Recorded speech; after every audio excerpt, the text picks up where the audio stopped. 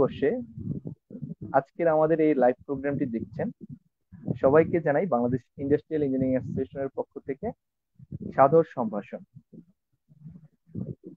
Training এর গুরুত্ব এবং প্রয়োজনীয়তা এই বিষয়টি নিয়ে আজকে আমরা আলোচনা করব। পুরোটা সময় জুড়ে আমি সৌরভ চন্দ্র শীল আপনাদের সাথে উপস্থাপনায় রয়েছি এবং আমাদের সাথে রয়েছেন দুজন সম্মানিত গেস্ট।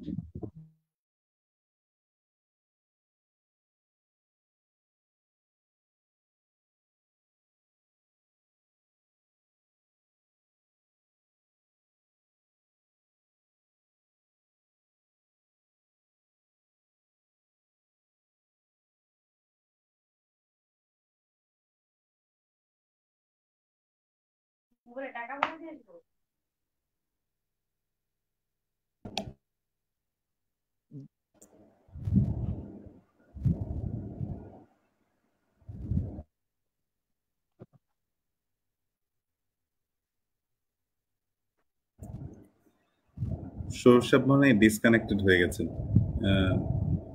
ইসমাইল ভাই, আপনি কি শুনতে পাচ্ছেন আমাকে? হ্যাঁ, আমি শুনতে পাচ্ছি আপনাকে। মোস্ট প্রবাবলি নেটওয়ার্কের সমস্যার কারণে উনি যাওয়া ডিসকানেক্টেড হয়ে গেছে। আমরা একটু ওয়েট করি। লাইট দাও মোবাইল টাকা বড় লাগবে না তো।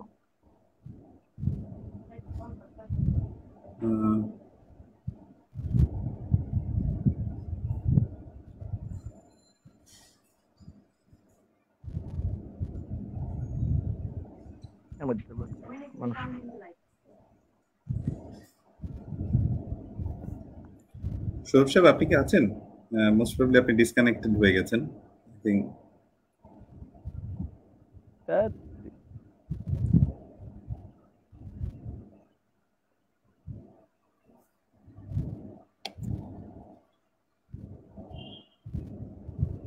ইসমাইল ভাই, মনে হয় যেহেতু লাইভ চলছে আমরা মনে হয় কন্টিনিউ করা উচিত।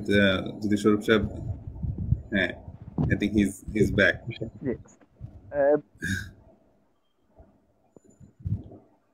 দুঃখিত স্যার, দুঃখিত দর্শক, বিদ্যুতিক গোলযোগ এবং টেকনিক্যাল কারণে লাইনটি কেটে যাওয়ার জন্য আবার আমরা লাইভে এসে পড়েছি। ধন্যবাদ আমাদের সম্মানিত দুই গেস্টকে। আমাদের মাঝে উপস্থিত রয়েছেন জনাব Ismail Karim Chowdhury, managing director multibrand group. আমাদের মাঝে আরো উপস্থিত রয়েছেন জনাব engineer Subhashit Bhowmik, head of director ATC, এবং পাশাপাশি ওনার আরেকটা পরিচয় রয়েছে, সেটা হচ্ছে উনি বাপ কা বেটা নামে একজন একটা ইউটিউব চ্যানেলের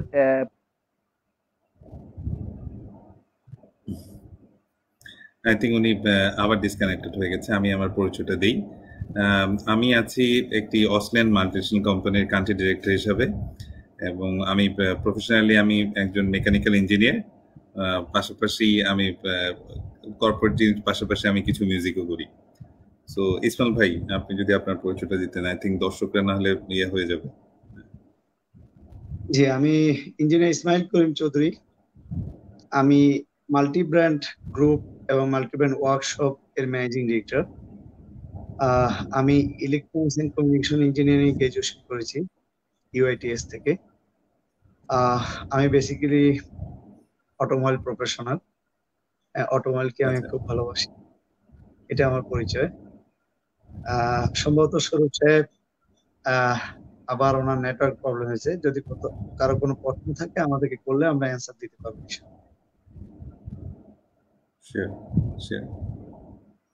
যেহেতু ডিসকানেক্টেড হয়ে গেছে এখানে, এই জন্যই মানুষ সমস্যা হচ্ছে লাইনের কানেকশনের কারণে। আই থিংক আমাদেরকে মানুষজন শুনতে পাচ্ছি, কিন্তু উনি ডিসকানেক্টেড হয়ে গেছেন।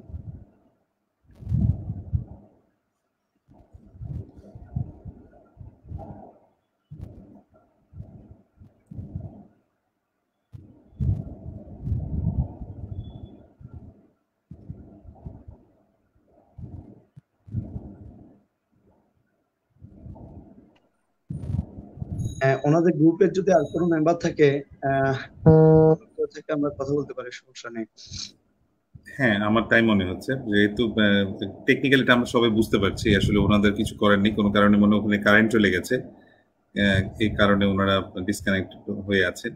সো আমরা আসলে যে টপিকস এর মধ্যে কথা বলেছিল, I think we can continue, যেহেতু দর্শকরা আছেন। আমরা যদি চাই যে আমরা সেটা নিয়ে আসলে কন্টিনিউ করতে পারি, আমরা কন্টিনিউ করতে পারি। কারণ এখানে আমি দেখছি অলরেডি অনেক মানুষ, 60-70 জন মানুষ অলরেডি কানেক্টেড হয়ে গেছেন এবং তারা সবাই বিভিন্ন রকম কমেন্টস করছেন। আই থিঙ্ক সৌরভ সাহেব। আসলে আজকের টপিকটা খুবই গুরুত্বপূর্ণ, যে আমাদের ট্রেনিং এর প্রয়োজনীয়তা। এটা আসলে অনস্বীকার্য যে আমরা প্রফেশনাল লাইফকে, ক্যারিয়ারকে ডেভেলপ করতে হলে আসলে আমাদের ট্রেনিং খুবই প্রয়োজন, অত্যন্ত প্রয়োজনীয় একটা ম্যাটার। আমি যদি যে কোনো একটা কাজ করার আগে তার প্রক্রিয়া যদি আমরা না বুঝি, তার কার্যপ্রণালী যদি আমি না বুঝি, এবং এটা যদি কমপ্লিট সিস্টেমটা যদি আমার মধ্যে রিভিউ না থাকে, আসলে আমরা কাজটা কিভাবে করব? এই প্যাটার্নে আসলে আমি মনে করি ছোট এবং বড় সবগুলো কাজেরই একটা ফান্ডামেন্টাল ট্রেনিং প্রয়োজন। এটা হতে পারে সিনিয়র কলিগস থেকে, হতে পারে সুপিরিয়র থেকে, হতে পারে এটা কোনো ফর্মাল ট্রেনিং ইনস্টিটিউট থেকে হতে পারে, অথবা ইনহাউস যে কোম্পানিতে আমরা জব করি ওই কোম্পানির ইনহাউস ট্রেনিং প্রোগ্রাম থেকে হতে পারে। আসলে ট্রেনিং ছাড়া আমাদের দেশে অনেক বড় একটা প্রবলেম হলো, আমরা সার্টিফিকেট দিয়ে আসলে আমরা ডিগ্রিধারী হওয়ার চেষ্টা করি, কিন্তু ট্রেনিং নেওয়ার মাধ্যমে প্রফেশনাল ইঞ্জিনিয়ার বলতে যা বোঝায় সেই জিনিসটা আমাদের মধ্যে অনেকটা কমতি থাকে। এই ক্ষেত্রে আমাদের সম্ভবত করণীয়, আমাদের গভর্নমেন্ট বলি বা আমাদের প্রতিষ্ঠানগুলো যদি আমরা ট্রেনিং ফ্যাসিলিটি, যেটাকে R&D অথবা ট্রেনিং ফ্যাসিলিটি যদি আমরা রাখতে পারি, তাহলে আমার মনে হয় এমপ্লয়ার যেমন উপকৃত হবে, প্রতিটা এমপ্লয়ি উপকৃত হবে। আমি এই জায়গাটায় সবাইকে একটু কনসার্ন দৃষ্টি আকর্ষণ করবো, যে কোনো টেকনোলজির পিছনে কিন্তু অনেকগুলো স্টেপ থাকে, অনেক গবেষণা থাকে, অনেক R&D থাকে, অনেক টিপস থাকে, টেকটিক্স থাকে, যে জিনিসগুলা যদি আমরা আগে থেকে জানতে পারি, যে না আমার এখন নতুন একটা ভার্সনের একটা কম্পিউটার আসলো, অথবা নতুন একটা ইকুইপমেন্ট আবিষ্কার করলাম, কিন্তু অথবা আমরা ক্রয় করলাম বিভিন্ন দেশ থেকে, এটার operations, how to handle, how to maintain, এই জিনিসগুলো যদি আমরা না জানি, তাহলে আমাদের পক্ষে কি আদৌ সম্ভব এটা প্রপার মেনটেনেন্স অথবা প্রপার মেনটেন করা, বা এটা থেকে প্রপার আউটপুট নেওয়া? এটা সম্ভব না। আমাদের দেশে অনেক বড় একটা ঘাটতি। এই ক্ষেত্রে ট্রেনিং এর অপ্রতুলতা বিভিন্ন জায়গায় আমরা পরিলক্ষিত করি। স্পেশালি আমি আমার অটোমোবাইল সেক্টরে বলবো, এখানে অনেক ফ্যাসিলিটি কম প্রফেশনাল ট্রেনিং নেয়া। যেমন আমরা সবাই যারা আমরা প্রতিষ্ঠান চালাই, নাবানা, র্যাঙ্ক, স্পেসিফিক, যারা লিডিং কোম্পানিতে আছে, অথবা নন ডিলারের ক্ষেত্রে multi-brand workshop, vehicle station, others, এখানে কিছু ফ্যাক্টর দ্বারাই আমরা আসলে, এটা তো ইনস্টিটিউট না, আমরা চালাই হলো একটা বিজনেস প্রতিষ্ঠান। বিজনেস প্রতিষ্ঠানে আমরা আমাদের এমপ্লয়ীদেরকে ইনহাউস ট্রেনিং এর ব্যবস্থা করতে পারি, কিন্তু আলটিমেটলি এর বাইরেও কিন্তু একটা বিশাল সংখ্যক ইঞ্জিনিয়ার অথবা অটোমোবাইল প্রফেশনাল পার্সন থাকেন, যারা কিন্তু প্রপার ট্রেনিং এর আওতার বাইরে থাকেন। আমি একটু কনসার্ন করবো যে এখানে যদি প্রফেশনাল ট্রেনিং প্রোগ্রাম দাঁড়ায় অটোমোবাইলে, তাহলে আমরা মাল্টিব্র্যান্ডের পক্ষ থেকে আমরা প্রপার কন্ট্রিবিউট করার আমরা চেষ্টা করব, এবং সবাই যদি আমরা এখানে কন্ট্রিবিউট করি, তাহলে সম্ভব জাতি হিসাবে আমরা একটা প্রফেশনাল ইঞ্জিনিয়ার টিম পাওয়া। এই জায়গাটায় আমার ক্ষুদ্র অভিজ্ঞতা থেকে, আমি 98 থেকে আসলে অটোমোবাইলের সাথে জড়িত, সরাসরি ইঞ্জিনিয়ারিং, ডিপ্লোমা ইঞ্জিনিয়ারিং করার পর থেকে আমি এখানে, আমার সৌভাগ্য হয়েছে যে আমি Bahrain, Japan, UK, America, Canada, অনেকগুলো দেশের ট্রেনিং পাওয়ার আমার সৌভাগ্য হয়েছে। আমি আসলে ওখান থেকে আমার যে অভিজ্ঞতা আমি গ্যাদার করেছি, যে নলেজ অলওয়েজ শেয়ারিং ম্যাটার। আমি যদি ট্রেনিং করে আসলাম, আমি যদি কোথাও ট্রেনিংটাকে ড্রাইভার না করি, অথবা ট্রেনিংটাকে আমি কোথাও যদি কাউকে না শিখাই, কাউকে ট্রেনিং না দিই, তাহলে আমাদের পক্ষে তো সম্ভব না একটা শক্ত ট্রেন্ড অবকাঠামো তৈরি করা। গভর্নমেন্টের পক্ষে কি সবকিছু করা সম্ভব? সবকিছু করা সম্ভব না। আমরা যারা এমপ্লয়ার আছি, অথবা আমরা যারা খুব গুরুত্বপূর্ণ পজিশন গুলো হোল্ড করি, সিইও অথবা আমরা যারা ম্যানেজার, জিএম, আমরা বিভিন্ন জায়গায় যারা ইঞ্জিনিয়ারিং ডিগ্রি নিয়ে আমরা আছি, আমরা যদি নিজেদের সবার মধ্যে যদি এই সচেতনতা তৈরি করি, ট্রেনিং ফ্যাসিলিটি তৈরি করে দেয়া এবং ট্রেনিং ফ্যাসিলিটির সাথে সাথে সবাইকে ট্রেনিং এ অ্যাটেন্ড করার মতো একটা প্রপার পরিবেশ ক্রিয়েট করা, এটা হতে পারে ফ্রি অফ কস্ট এবং হতে পারে উইথ পে। অনেকে কিন্তু পেমেন্ট দিয়েও কিন্তু একটা ট্রেনিং পাওয়ার জন্য অনেক বেকুল হয়ে থাকে। আমরা হয়তো চেষ্টা করতেছি আগামী জানুয়ারি থেকে মাল্টিব্র্যান্ড ওয়ার্কশপ প্রফেশনাল ট্রেনিং আমরা শুরু করব। এটা ট্রান্সপোর্ট অফিসার, ড্রাইভার অথবা টেকনিশিয়ান অথবা ইঞ্জিনিয়ার লেভেলে উইথ পে উইদাউট পে দুইটা প্রোগ্রাম আমাদের চলবে ইনশাল্লাহ। আমরা এই ক্ষেত্রে চেষ্টা করতেছি দেশে এবং দশের সবার টেকনিক্যাল স্কিলনেসটা যেন কিভাবে গ্রো আপ করা যায়। বিশেষ করে দেখেন এখন আমাদের দেশে হাইব্রিড এবং ইলেকট্রিক ভেহিকেল কিন্তু প্রচুর পরিমাণে এখন হাইব্রিড গাড়ি আমাদের দেশে আসছে। আমাদের দেশে কিন্তু ওই পরিমাণ প্রফেশনাল ট্রেন্ড ইঞ্জিনিয়ার নেই, ট্রেন্ড টেকনিশিয়ান নেই। আমরা কিন্তু খুলে অনেক কিছু নষ্ট করে কিন্তু আমরা ইঞ্জিনিয়ার হচ্ছি বা টেকনিশিয়ান হচ্ছি। এখানে যদি আমরা প্রফেশনাল ট্রেনিং দেওয়া যায় বা আমরা প্রফেশনাল ট্রেনিং, আমরা যারা বাইরে থেকে ট্রেনিং করে আসছি, আমরা যদি এটা আমরা প্রপার পার্সনকে আমরা দিতে পারি, তাহলে অবশ্যই দেশ এবং দোষ আমরা সবাই উপকৃত হব ইনশাআল্লাহ। এগার স্বরূপ সাহেব দীর্ঘদিন মাল্টিব্র্যান্ডে ছিলেন। মাল্টিব্র্যান্ডে উনি নিজেও একটু ট্রেনার ছিলেন। উনি নিজেও অনেককে ট্রেনিং ওনার মেধা কন্ট্রিবিউট করেছেন। তো সেক্ষেত্রে আমার মনে হয় শুভাশিস ভাই যদি এই মুহূর্তে ট্রেনিং এর প্রয়োজনীয়তা নিয়ে আমাদেরকে আর একটু কিছু বলেন, আমরা মনে আরো উপকৃত হব ইনশাআল্লাহ। শুভাশিস ভাই। জি, ধন্যবাদ আপনাকে এত সুন্দর করে বলার জন্য। আসলে সবার প্রথমে ধন্যবাদ জানাতে চাই বিআইই কে এত সুন্দর একটা টপিক নিয়ে আলোচনা করার জন্য। আমি যেটা দেখছিলাম, আপনি যখন কথা বলছিলেন, আমি কমেন্টস গুলো দেখার চেষ্টা করছিলাম এবং বাংলাদেশের বিভিন্ন প্রান্ত থেকে অনেক ইঞ্জিনিয়ার ভাইরা এটা দেখছেন। তো সবাইকে আমার আদাব, সালাম, শ্রদ্ধা জানাচ্ছি। যত ইঞ্জিনিয়ার ভাই আছেন, ডিপ্লোমা, বিএসসি, সবাই যে একটা পরিবার এবং বিআইএ যে একটা প্ল্যাটফর্ম রেডি করেছে, এটার জন্য বিআইএ সকল সংশ্লিষ্ট সবাইকেও ধন্যবাদ জানাই। এটা একটা বিশাল ব্যাপার, ইঞ্জিনিয়ারদের জন্য একটা প্ল্যাটফর্ম, এবং অবশ্যই সৌভাগ্যবান এখানে কথা বলতে পারতেছি। সো আমি প্রথমে ট্রেনিং এর আগে একটা গল্প দিয়ে শুরু করি। হ্যাঁ, গল্পটা হচ্ছে এরকম যে এক লোক একটা কাঠুরে গাছ কাটতেছে অনেকদিন ধরে, মানে প্রায় 3 দিন ধরে একটা গাছ কাটার চেষ্টা করতেছে, কিন্তু কোনোভাবে না কোনোভাবে কাজটা কাটা শেষ করতে পারতেছে না। অনেকদিন ধরে, 3 দিন, চতুর্থ দিনে ওদিক দিয়ে একটা লোক যাচ্ছিল। যাওয়ার সময় বলতেছে যে কি ব্যাপার, কি সমস্যা ভাই? বলতেছে আমি 3 দিন ধরে গাছটা কাটার চেষ্টা করতেছি, আমি গাছটা কাটতে পারতেছি না। তো ওই বললো যে দেখি তো ভাই আপনার ইয়েটা দেন, এক্সট্রা দেন, যে ইটা দিয়ে কাটতেছিল। সো এক্সট্রা নিয়ে যখন হাতে নিল, তখন দেখলো ওটা আসলে ধান নাই। সো এটাতে ধান না থাকার কারণে এটা দিয়ে এতক্ষণ সে বাড়ি দিছে, সো আলটিমেটলি সেই গাছটা সে কাটতে পারে নাই। সো এটার উদ্দেশ্য হচ্ছে যে এই জিনিসটা, যে এখানে ট্রেনিং এর জিনিসটা, ব্যাপারটা হচ্ছে যে জিনিসটা মানে এক্সট্রা ধার দেওয়ার মতো, যে আমি আমার নিজস্ব বুদ্ধিমত্তাকে কতটা শানিত করতে পারছি। যে শানিত করতে, সে শুধুমাত্র কায়িক পরিশ্রম করে গেছে, কায়িক পরিশ্রম করে গেলে হবে না, তার সাথে সাথে তার স্কিল ডেভেলপমেন্টের একটা ইম্পর্টেন্স আছে, এবং যে এক্সট্রা আছে সেটাকে যে সে ধার দেয় নাই, তার কারণেই সে কিন্তু গাছটা কাটতে পারে নাই। সো এটার জন্য বলতেছে ট্রেনিং এর জন্য গুরুত্বপূর্ণটা হচ্ছে আমাদের যে বিদ্যা বুদ্ধি আছে, সে বিদ্যা বুদ্ধিটাকে যদি আমি ধার না দিই, এই ধারটা অনেক বেশি শানিত হয় যখন আমরা ট্রেনিং নেই। সো আমার কাছে যেটা ট্রেনিংটা যেটা মনে হয়, অনেকে যেটা মনে হয় যে আপনি যেটা বললেন যে পড়াশোনা করেছি, ডিপ্লোমা পাস করি, বিএসসি ইঞ্জিনিয়ার পাস করি, সেখানে আমাদের বেসিক জিনিসগুলো শিখায়, বাট সেটার যে ইমপ্লিমেন্টেশন, যে ইমপ্লিমেন্টেশন যে ক্ষেত্রে যে আরো ডেভেলপমেন্ট করা যায়, এবং সেটা অবশ্য ট্রেনিং ক্ষেত্রে এটাতে আমাদের ওটাকে শানিত করা যায়। তো এই শানিত করতে পারি আমরা বিভিন্ন ভাবে। আমার কাছে আমার যেটা মনে হয়, যারা আমরা বিএসসি ইঞ্জিনিয়ারিং পাস করেছি বা ইয়েতে পাস করেছি, অনেক সময় ভার্সিটিতে যে বইগুলোতে যেভাবে আমাদের পাঠ্যপুস্তকগুলো যেভাবে ডিজাইন করা, সেই ডিজাইনে অনেক সময় প্র্যাকটিক্যাল জিনিসগুলো থাকে একটু একটু বিচ্যুতি থাকে। সো প্র্যাকটিক্যাল জিনিসগুলো আমরা কিন্তু ট্রেনিং থেকে আরো বেশি ভাবে জানতে পারি।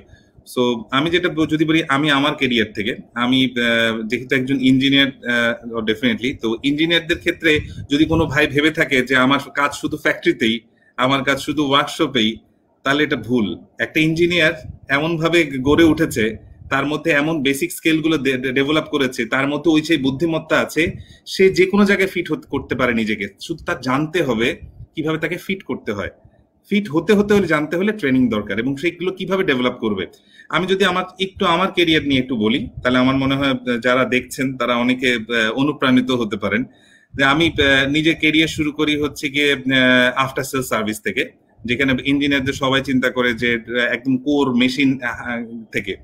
বাট আমার সবসময় যেটা ছিল যে একটা ইঞ্জিনিয়ার কি শুধুমাত্র কি ফ্যাক্টরিতে বসে থাকবে, শুধুমাত্র কি আফটার সেলসে বসে থাকবে? সে কি পারে না ম্যানেজমেন্ট দেখতে? সে কি পারে না এন্টারপ্রেনার হতে?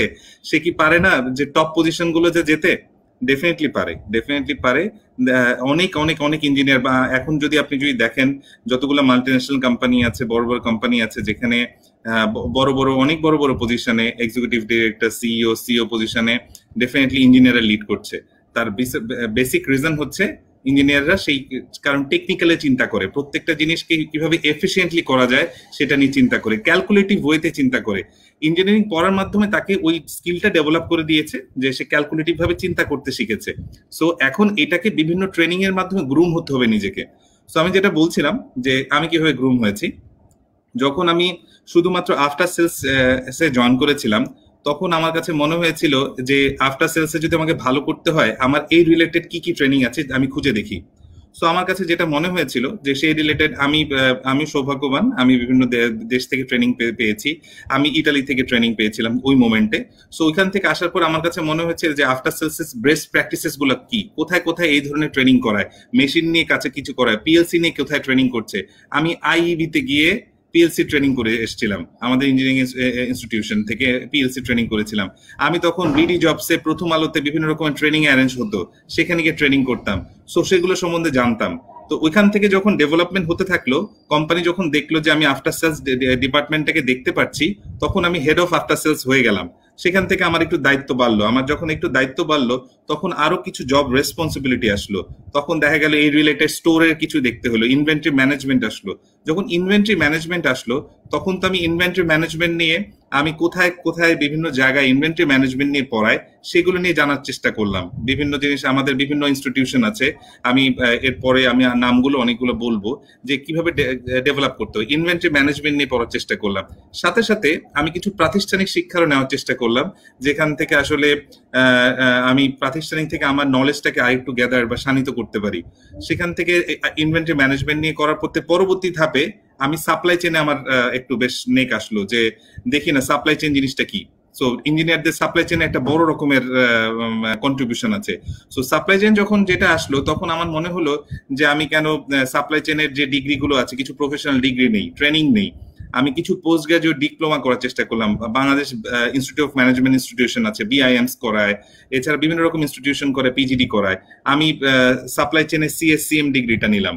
সো এরপর আমার যেটা মনে হলো, ইঞ্জিনিয়ার যখন এবার বড় প্রজেক্ট আসলো, যখন আমাকে একটা আর একটু বড় উপরের দিকে গেলাম, প্রজেক্ট ম্যানেজমেন্ট দেখতে গেলাম, তখন মনে হলো প্রজেক্ট ম্যানেজমেন্ট নিয়ে নলেজ দরকার।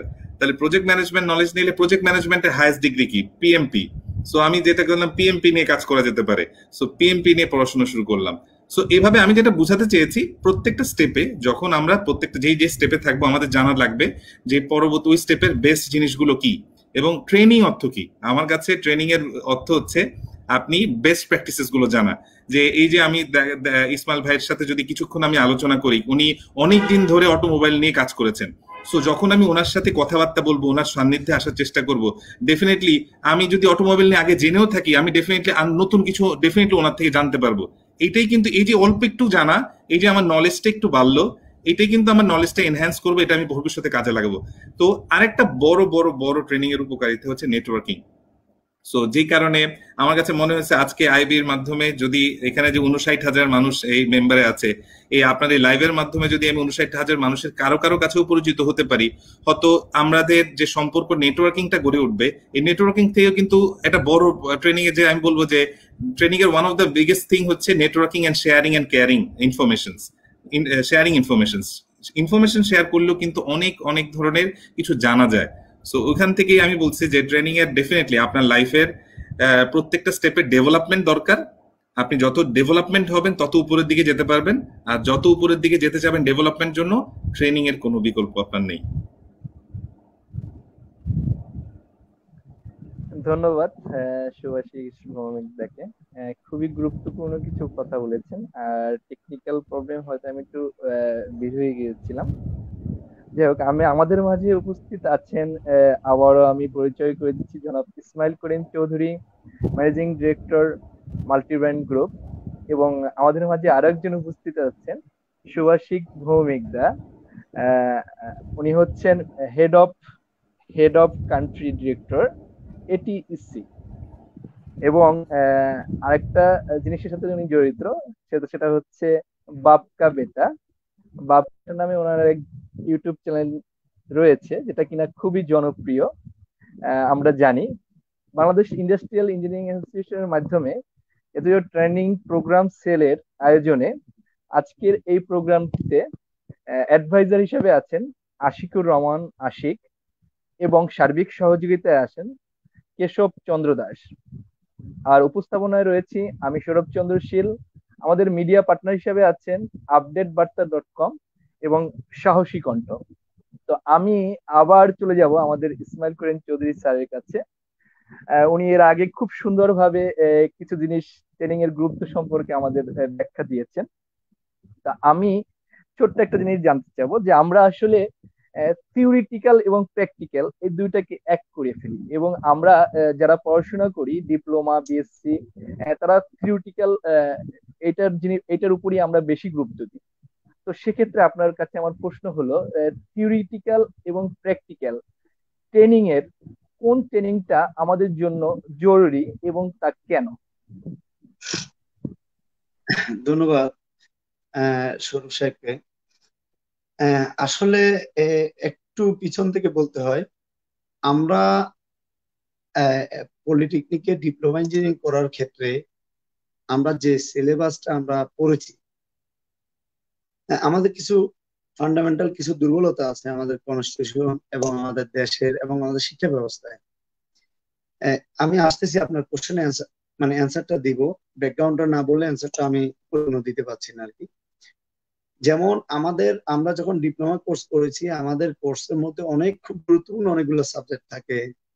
অ্যাপ্লাইড মেকানিক্স, ফ্লুইড মেকানিক্স, তারপর হলো engine overhauling subject, auto electric, অনেকগুলো সাবজেক্ট ছিল সিলেবাসে। বর্তমান প্রেজেন্ট টেকনোলজির সাথে আমাদের যে সিলেবাস, আমরা মনে হয় 50 বছর পিছনে ছিলাম মিনিমাম। যাও সিলেবাসটা ছিল তার ভালো কোনো বই পাইনি আমরা। কিছু বই পেয়েছি যেগুলি থেকে আমরা যতটুকু সম্ভব গ্যাদার করার আমরা চেষ্টা করেছি। আবার হলো যতটুকু সিলেবাসে আছে এই পরিমাণ ভালো নলেজেবল টিচারের অভাব, টিচারদের ট্রেনিং এর অভাব।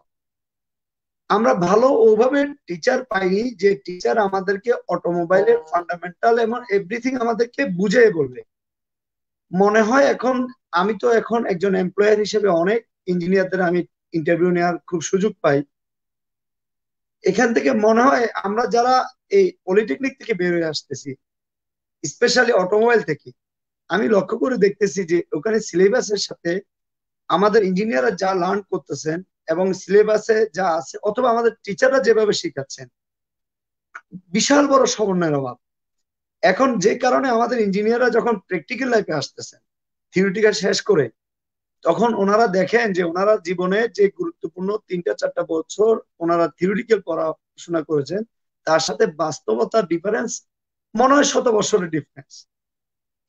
এই বাস্তবতাটা কেন যেন আমাদের গভর্নমেন্ট অথবা আমাদের টেকনিক্যাল এডুকেশন বোর্ডের যারা কর্মকর্তা আছেন, ওনারা কি এটা বুঝেন না না বুঝো নিজেদের সুবিধার্থে ওনারা এটাকে প্রয়োগ করেন না। কারণ হলো প্রেজেন্ট টেকনোলজি রোবোটিক্স নিয়ে পড়তেছে। আমরা যদি এখান থেকে একটু দেখি, অটোমোবাইলে গ্রাজুয়েশন অনেকগুলো দেশে আছে, মালয়েশিয়াতে আছে। আমাদের বাংলাদেশে আমরা এখন অটোমোবাইল গ্রাজুয়েশন করতে পারিনি, মানে খুব লজ্জা লাগে। এবং আমার খুব খারাপ লাগে যে আমাদের এই ট্রেনিং এর ব্যাপারটায় যখন পলিটেকনিকে পড়ায়, থিওরির সাথে সাথে মনে হয় প্র্যাকটিক্যাল 50% থাকা উচিত, থিওরি 50% থাকা উচিত। প্রথম আমরা যখন ডিপ্লোমাতে যাই, এটা যদি ডেভেলপ করা যায়, যোগ উপযোগী যদি আমরা সিলেবাস বই আমরা ক্রিয়েট করতে পারি, যারা এই সম্বন্ধে ভালো জানে, ভালো নলেজ রাখে এবং টেকনোলজির সাথে যারা ওতপ্রোতভাবে জড়িত, এটা যদি ক্রিয়েট করা যায়, এবং পাশাপাশি আমাদের ইঞ্জিনিয়ার যারা আমরা পড়াশোনা করতেছি, ওনারা যদি প্রপারলি পড়াশোনা করে আসে, তাহলে আমাদের এই ট্রেনিং সাথে যদি প্র্যাকটিক্যাল ট্রেনিংটা অ্যাড হয়, তাহলে আমাদের দেশে একটা ভ্যালু ক্রিয়েট হবে। তো এখন আসি স্বরূপ সাহেবের যে প্রশ্নটা, যে প্র্যাকটিক্যাল এবং থিওরিটিক্যাল ট্রেনিং। আসলে থিওরিটিক্যালটাকে ট্রেনিং বলা চলে না, থিওরিটিক্যালটাকে আসলে এটা নলেজের একটা সোর্স অফ নলেজ। আর ট্রেনিং যেটা বলতে আমরা বুঝি, সেটা হলো যে এই নলেজটাকে ইউজ করার যে প্রক্রিয়াটা বাস্তব জীবনে, কর্মজীবনে আমার প্র্যাকটিক্যাল যে ফিল্ড, ওই ফিল্ড রিলেটেড আমার প্রয়োগ করার যে প্রক্রিয়াটা, ওই প্রক্রিয়াটা সমন্বয় করে দেওয়াটার যে মাধ্যম, এটা একটা ট্রেনিং। তো এই জায়গাটায় আমি একটু আমাদের খুব গ্যাপ পাই। আমি আমাদের যে ইঞ্জিনিয়ার ভাইরা আমাদের সাথে কানেক্টেড আছেন, আমার খুব অনেক ভিতর থেকে চাওয়াটা হলো, যখন আমরা ইন্টারভিউ নেই, দেখে যে একদম ভেরি ফান্ডামেন্টাল জিনিসগুলো আমরা জানি না এবং জানার মাথায় রাখার চেষ্টাও আমরা করি না। তাহলে আমরা কিভাবে জাতি হিসেবে আমরা নেতৃত্ব দিব? আমরা আমাদের হয়তো টিচাররা, ওনারা হয়তো সময় পান না, অথবা আমাদের পলিটেকনিক কারিকুলাম বা ক্লাস টিমের মধ্যে বা যেভাবে ক্লাস করে, ওখানে হয়তো আমাদের প্রপারলি থিওরিটিক্যাল হয়তো বোঝানোর গ্যাপ থাকতে পারে, বোঝার গ্যাপ থাকতে পারে। কিন্তু বাস্তব জীবনে যদি আপনি শুরু করতে চান, বাস্তব জীবনটা শুরু করতে হবে একজন, আমি আমার নিজেকে দিয়ে আমাকে শুরু করতে হবে। আমি যেন এই জায়গাটায় প্র্যাকটিক্যাল নিজের আগ্রহ নিয়ে, যে আমাকে সুভাষিস ভাই একটু আগে খুব সুন্দর বললেন যে আমার যদি নিজের আগ্রহ না থাকে আমি উপরে উঠবো, কেউ কিন্তু টেনে উঠাতে পারবে না। আমার যদি নিজের শিখার আগ্রহ না জন্মায়, কেউ কিন্তু শিখে দিতে পারবে না। যেমন একটা কলা আমার সামনে আছে, আমি যদি কলার চামড়াটা না খুলে, আর আমি যদি মুখে না দিই, আর যদি পেটে খিদা নিয়ে বসে থাকি যে আমার তো এখন খাওয়া লাগবে, সামনে কলা আছে, অ্যাটলিস্ট কলার চামড়াটা ছিলে তো আমার মুখে ঢুকে চাবায়া ভিতরে ঢুকাইতে হবে। এখন আমাদের কেন যেন ইঞ্জিনিয়ারিং টিমের ম্যাক্সিমাম, সবার জন্য প্রযোজ্য না, আমি দেখি ম্যাক্সিমাম ইঞ্জিনিয়ার টিম বা ইঞ্জিনিয়ার যারা বেরোয় আসতেছেন, ওনাদের কেন যেন মনে হয় আমি যদি একটা পজিশন পেয়ে যাই এক্সিকিউটিভ হিসেবে, অ্যাসিস্ট্যান্ট ম্যানেজার হিসেবে, মানে আমার একটা চেয়ার দরকার, বেতন দরকার। কিন্তু আমার আসলে আমি নিজেকে ইঞ্জিনিয়ার হিসেবে কতটুকু আমার পজিশন নলেজ ক্রিয়েট করতে পারলাম, এবং আমি যেখানে যাব বা যেখানে জয়েন করব, ওখানে আমার নিজের নলেজ দিয়ে কতটুকু আমি কন্ট্রিবিউশন করতে পারবো কোম্পানিতে, এই জিনিসগুলো ওনাদের মধ্যে খুব অত্যন্ত জরুরি ক্লিয়ার হোক। আমি এই ট্রেনিং, প্র্যাকটিক্যাল ট্রেনিং, আমরা যারা এমপ্লয়ার আছি অথবা আমরা যারা ইঞ্জিনিয়ারিং টিমে খুব ভালো ভালো পজিশনে, সুভাষিস ভাই যেমন একজন কান্ট্রি ডিরেক্টর, আমার খুব ভালো লাগতেছে, এরকম যারা আমরা বিভিন্ন পজিশনে আছি, আমরা জুনিয়রদেরকে পর্যাপ্ত ট্রেনিং পাওয়ার ফ্যাসিলিটি সুযোগ করে দিব, এবং ওনাদেরও আগ্রহ থাকার খুবই প্রয়োজন যে আমরা যে এখান থেকে শিখতে হবে। যা থিওরিটিক্যাল শিখছি, আমাদের তো এর মধ্যে অনেক গ্যাপ রয়ে গেছে, এর মধ্যে আমাদের আরো শিখতে হবে। এই শিক্ষার জায়গাটায় আমাদের কিন্তু আরো ভিতরে যেতে হবে। হ্যালো হ্যালো স্যার শুনতে পাচ্ছি স্যার। আমার মনে হয় এখান থেকে একটু নেটওয়ার্ক ডিস্টার্ব হচ্ছিল, এই জন্য আমি ধন্যবাদ স্যার। রাইট। আপনি খুবই গুরুত্বপূর্ণ কিছু কথা বলেছেন স্যার। আপনি তুলে ধরেছেন কিভাবে আমাদের বিষয় ভিত্তিক ট্রেনিংটা প্রয়োজন। আপনি তুলে ধরেছেন স্যার প্র্যাকটিক্যাল লাইফে যখন আমরা কাজে যাব, সেক্ষেত্রে আমাদের ট্রেনিং এর প্রয়োজনীয়তাগুলো কি কি, এবং বাস্তবিক কাজের ক্ষেত্রে আমরা কিভাবে কাজের সাথে যুক্ত থাকব এবং সেই কাজটা করে করে শিখবো, যেটা কিনা অন জব ট্রেনিং আমরা শিখেছি। অন জব ট্রেনিং আমরা জব করে করে শিখবো আর কি। তো আজকের আমি দেখি যে আমিও, আমার সৌভাগ্য হয়েছে অনেক ইঞ্জিনিয়ারদের সাথে পথ চলার। সেক্ষেত্রে আমি নতুন নতুন যে ইঞ্জিনিয়ার গুলো আছে তাদেরকে আমি অনেক সময় পরিলক্ষিত করি যে আসলে তারা একটা ছেলে যে কথাটা বললো পজিশনের ক্ষেত্রে, পজিশন তারাও চায় আসলে একটা পজিশনে সে পৌঁছায়। পজিশনে পৌঁছানোর আগে কিন্তু আমাদের কিছু স্টেপ পরিক্রম করতে হবে। সেই স্টেপ গুলো কিন্তু আমাদের দক্ষতা, আমাদের যোগ্যতা, আমাদের কাজের কোয়ালিটি কিন্তু আমাদের ওই অবস্থানে চলে যাবে। সুভাষিক ভৌমিকদার ঠিক সেম কথাই আপনার লাইফের উদাহরণ দিয়ে আমাদের বলেছেন, এবং আপনার লাইফের যে উদাহরণটা আমাদের দিয়েছেন এটা থেকে আমাদের অনেক শিক্ষণীয় বিষয় আছে। তো এই বিষয়ে আমি চলে যাব বিষয়ভিত্তিক ট্রেনিং এর পাশাপাশি আমরা ইঞ্জিনিয়ারদের আর কোন কোন বিষয় দক্ষতা ও ট্রেনিং নেওয়া দরকার এই বিষয়ে জানতে চাচ্ছি। সুভাষিক ভৌমিক ভালো বলেছেন, এটা খুব ভালো দরকারি জিনিস আসলে। ইঞ্জিনিয়ারদের আর কোন কোন বিষয়, হ্যাঁ জি জি, আমি যেটাকে বলি মানে একটা হচ্ছে গিয়ে যদি বলেন হচ্ছে গিয়ে টেকনিক্যাল ট্রেনিং বা হার্ড স্কিল ট্রেনিং যেটা হচ্ছে গিয়ে আমি যে বিষয়ভিত্তিক যেটাতে আছি সেটাকে দক্ষতা অর্জন করা। আর একটা হচ্ছে soft skill development. Soft skill গুলোর মধ্যে যেটা হচ্ছে ডেফিনেটলি যে এই ধরনের কোয়ালিফিকেশন গুলো আমাদেরকে ইন্টারপার্সোনাল স্কিল বা ট্রান্সফারেবল স্কিলস এই জিনিসগুলোকে ডেভেলপ করা। সো আমি প্রথমে যদি আমি বলি যে একটা ইঞ্জিনিয়ারকে যদি ডেভেলপ করতে হয়, ক্যারিয়ার ডেভেলপ করতে হয়, আমাদের সবার আগে জানতে হবে যে আমাদের কি কি জিনিসকে ডেভেলপ করতে হবে, এবং সবার আগে জানতে হবে আসলে আমি নিজের ক্যারিয়ারটাকে কিভাবে দেখতে চাই, আমার নিজের ক্যারিয়ারটাকে আমি কিভাবে দেখতে চাই। আমি যদি দেখতে চাই যে আমি খুব ভালো ডিজাইনার হব, ডেফিনেটলি আমার লাইফের সবগুলো ট্রেনিং ডিজাইন প্যাটার্ন গুলো আমি সেভাবে দিকে চিন্তা করব। আমি চিন্তা করব যে আমার সেক্টরের সর্বোচ্চ হাইয়েস্ট ট্রেনিং গুলো কোথায় কোথায় আছে সেগুলো বের করার চেষ্টা করব। আর আমি যেটা বললাম যে সফট স্কিল, আপনি যেটা বললাম বিষয়ভিত্তিক ট্রেনিং বাদে অন্যান্য কি কি ট্রেনিং ডেভেলপমেন্ট করা যায়, আমি যেটা বলি আপনাকে প্রত্যেকটা জবের জন্য কিছু সফট স্কিল ডেভেলপমেন্ট থাকে যেটা common for all engineers. Like আমাদের প্রত্যেকের কিছু interpersonal skill, communication skill develop করা দরকার। এটা সবচেয়ে খুব ইম্পর্টেন্ট একটা জিনিস যে কোনো ইঞ্জিনিয়ারদের শুধুমাত্র হচ্ছে গিয়ে হার্ড স্কিল আছে, টেকনিক্যাল নলেজ খুব ভালো, কিন্তু আমি ভালোভাবে কমিউনিকেট করতে পারি না। যদি আমি কমিউনিকেট করতে না পারি আজকের জেনারেশনে, যে আমি যদি কমিউনিকেট না করতে পারি তাহলে কিন্তু আমার জন্য খুব প্রবলেম হবে। তো এখানে আমরা কি করতে পারি, কমিউনিকেশন স্কিল নিয়ে ডেভেলপ করতে পারি। আমি কোনো জায়গায় কিভাবে প্রেজেন্টেশন দিতে হয়, শুধুমাত্র কমিউনিকেশন স্কিল বলা মানে কিন্তু শুধুমাত্র ইংলিশ ল্যাঙ্গুয়েজ শিখতে হবে তা না। এটা কিন্তু একটা বেশ ব্যাপক পার্থক্য আছে। আমি ইংলিশ ল্যাঙ্গুয়েজ শিখতে হবে তা না, বাংলা যদি বলতে পারি সে বাংলাটাও যাতে শুদ্ধভাবে সুন্দরভাবে উপস্থাপন করতে পারি সেটাও কিন্তু একটা বড় দক্ষতা। সে আমি যদি বাংলায় রিপ্রেজেন্ট করতে পারি, কোনো একটা প্রেজেন্টেশন দেখতে পারি, আমাকে একটা টাস্ক দিয়েছে, সেই টাস্কটা আমি কত সুন্দরভাবে রিপ্রেজেন্ট করতে পারি সেটাও কিন্তু একটা দক্ষতা। সো আমি যদি বলি এগুলো কে ডেভেলপমেন্ট করে, আপনি দেয়ার আর সো মেনি অর্গানাইজেশন, আমি কয়েকটা অর্গানাইজেশনের নাম বলেছি, যে আমাদের ইঞ্জিনিয়ারিং ইনস্টিটিউট অফ বাংলাদেশ থেকে কিছু ট্রেনিং এর রেগুলার ট্রেনিং এর আয়োজন করা হয়, বিমস থেকে কিছু রেগুলার ট্রেনিং এর আয়োজন করা হয়, প্রথম আলো জবস আগে করতো, বিডি জবস রেগুলার বেসিসে বিভিন্ন ধরনের স্কিল ডেভেলপমেন্ট করে। আমি যদি আপনাদের বলি লিঙ্কডইন, আমরা জানি না আপনারা জানেন কিনা, লিঙ্কডইনে আপনি যদি লিঙ্কডইনে কিছু পেইড ভার্সনে কিছু অনেক ধরনের স্কিল ডেভেলপমেন্টের আছে, উডেমি আছে, UDEMY, উডেমিতে বিভিন্ন রকম স্কিল ডেভেলপমেন্টের আছে। সো আপনারা এই যেগুলো সোর্স গুলো বললাম আপনারা চাইলে কিন্তু পারেন। যেমন আমি যদি বলি যে আপনার লিডারশিপ স্কিল ডেভেলপমেন্ট করা দরকার, আপনি একজন ইঞ্জিনিয়ার, একটা ফ্যাক্টরি ম্যানেজার, আপনি চান আপনার পুরো ফ্যাক্টরিটাকে আরো এফিসিয়েন্টলি চালাতে। সো আপনি টেকনিক্যালি অনেক সাউন্ড, বাট আপনার লিডারশিপ স্কিল নাই, you don't know how to manage your workers, তাহলে তো সমস্যা। You don't know how to present to your board or how to present your management. সেখানে আপনি এত সুন্দর করে কাজ করতেছেন, আপনি সুন্দর করে উপস্থাপন করতে পারতেছেন না ম্যানেজমেন্টকে।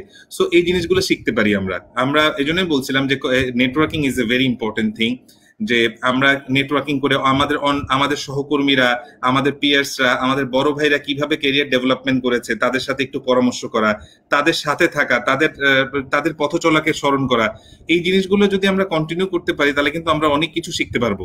এই শিখার আসলে আমি আবারও যদি বলি, আমি আরেকটা ইন্টারেস্টিং জিনিস বলি, এই যে আরেকটা গল্প বলি।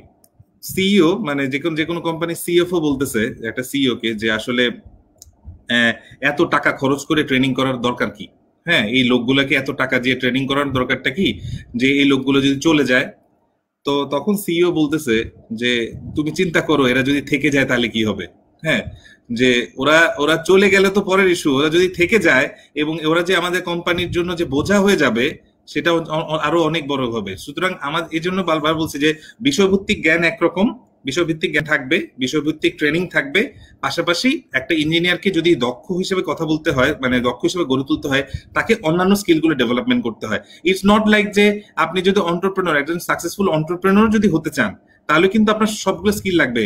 যেমন উনি ভাই, যে ইসমাইল ভাই যেটা আছেন, উনি একটা ওয়ার্কশপ চালান বা বিভিন্ন ব্যবসা চালান, ওনার যদি লিডারশিপ স্কিল না থাকতো, ওনার যদি, তাহলে উনি কিন্তু চালাতে পারতো না। উনি টেকনিক্যাল নলেজ নিয়ে যদি লিডারশিপ স্কিল না থাকতো, ওনার যদি কমিউনিকেশন স্কিল না থাকতো, ওনার যদি অন্যান্য ইন্টারপার্সোনাল স্কিল গুলো না থাকতো, তাহলে কিন্তু সমস্যা। এছাড়া আরেক কিছু ট্রেনিং বলতে পারি, কিছু কমন জিনিস, যেমন আমরা এক্সেল কতটা ভালোভাবে জানি। আমরা কিন্তু ভাবি যে এক্সেল, ও আচ্ছা আমি তো পারি, ওয়ার্ড আমি তো পারি। না, এক্সেলের অনেক ডেপথ নলেজ আছে। মানে মাইক্রোসফট প্রজেক্ট, আমি যদি ইঞ্জিনিয়ারিং, একটা ইঞ্জিনিয়ারের যারা প্রজেক্ট ম্যানেজ করে, মাইক্রোসফট প্রজেক্ট অনেক ডেপথে জানা দরকার। আমরা কি মাইক্রোসফট প্রজেক্ট ম্যানেজমেন্ট সফটওয়্যারটা আছে খুব ভালোভাবে জানি, নাকি আমরা শুধুমাত্র আমি হাতে কলমে লিখিয়ে এই ডেডলাইনটা এভাবে সলভ করতে হবে? আমরা কি মাইক্রোসফট প্রজেক্ট ম্যানেজমেন্টের জ্ঞান চার্টটা জানি? আমরা জ্ঞান চার্টটা কি শিখেছি? সো এই যে ছোট ছোট ছোট ছোট জিনিসগুলো বলতেছি, এগুলো স্কিল ডেভেলপমেন্ট করা যায়। যেমন আরো স্মার্টলি কিভাবে ম্যানেজ করা যায়, আমি যদি বলি, অ্যাজ এ কান্ট্রি ডিরেক্টর, আমি যখন আমার কান্ট্রির সব এমপ্লয়ীদের ম্যানেজ করছি, আমি কত স্মার্ট টুলস ইউজ করছি। আমি অ্যাজ এন ইঞ্জিনিয়ার, আমি আবারও বলেছি, প্রথম কথা ইঞ্জিনিয়ার কেন, ইঞ্জিনিয়ার কাজ হচ্ছে এফিসিয়েন্ট ওয়েতে কাজ আদায় করে নেওয়া। সো নর্মাল মানুষের পার্থক্য আর ইঞ্জিনিয়ার মানুষের পার্থক্য হচ্ছে, ইঞ্জিনিয়াররা জানে অলওয়েজ ওরা এফিসিয়েন্সি নিয়ে কাজ করে, ওরা অলওয়েজ চিন্তা করে কত ইনপুট দিব কম, আউটপুট চাবো বেশি। সো এই ক্ষেত্রে আমি যদি বলি যে আমি কিছু ছোট ছোট সফটওয়্যার নাম বলি, তাই যে আপনাদের জন্য অনেক উপকৃত হতে পারেন। আমরা রেগুলার টাস্ক ম্যানেজমেন্টের জন্য আমরা কি করি? আমরা কি ট্রেলো ইউজ করি? ওয়ার্ল্ডের ম্যাক্সিমাম কান্ট্রিজ গুলো তাদের ম্যানেজমেন্টের জন্য, স্মার্ট থিং ম্যানেজমেন্টের জন্য ট্রেলোর একটা টাইপের সফটওয়্যার আছে। There are so many software, আমি জাস্ট একটা উদাহরণ দিয়ে বললাম যে এই জিনিসগুলো ইউজ করছে। সো এই জিনিসটা আমি জানি। আমি শুধুমাত্র ধরেন কথাবার্তা, আমি অটোক্যাড শিখে রাখলাম, সলিড ওয়ার্কস শিখলাম, আমি শুধু এই সি প্লাস প্লাস শিখলাম, বাট আমি অন্যান্য টুলস গুলো জানি না যেটা কম্বিনেশন করতে হয়। সো আমাকে একটা ব্যালেন্স করতে হবে। কি ব্যালেন্স করতে হবে? সফট স্কিল এবং হার্ড স্কিল এটা ব্যালেন্স করতে হবে। এবং এক্ষেত্রে ম্যানেজমেন্ট স্কিল আসবে, আমি যেটা বললাম কমিউনিকেশন স্কিল আসবে, লিডারশিপ স্কিল আসবে, দেন আমি যেটা বলবো ক্রিটিক্যাল থিঙ্কিং আসবে। আমি রিসেন্টলি আমি যদি বলি, আমি আপনারা যদি আমার লিঙ্কডইন অ্যাকাউন্টে যান, আমি প্রতি বছর আমি চেষ্টা করি 2 থেকে 3টা ট্রেনিং দেশে বিদেশে যেভাবেই পারি প্রতিনিয়ত ব্যস্ত থাকার, যাতে আমি নতুন নতুন মানুষের সাথে দেখা করতে পারি, নতুন নতুন মানুষের সাথে কথা বলতে পারি, এবং আমার একটা নেক থাকে সবসময় কথা বলা যে বেস্ট প্র্যাকটিসেস।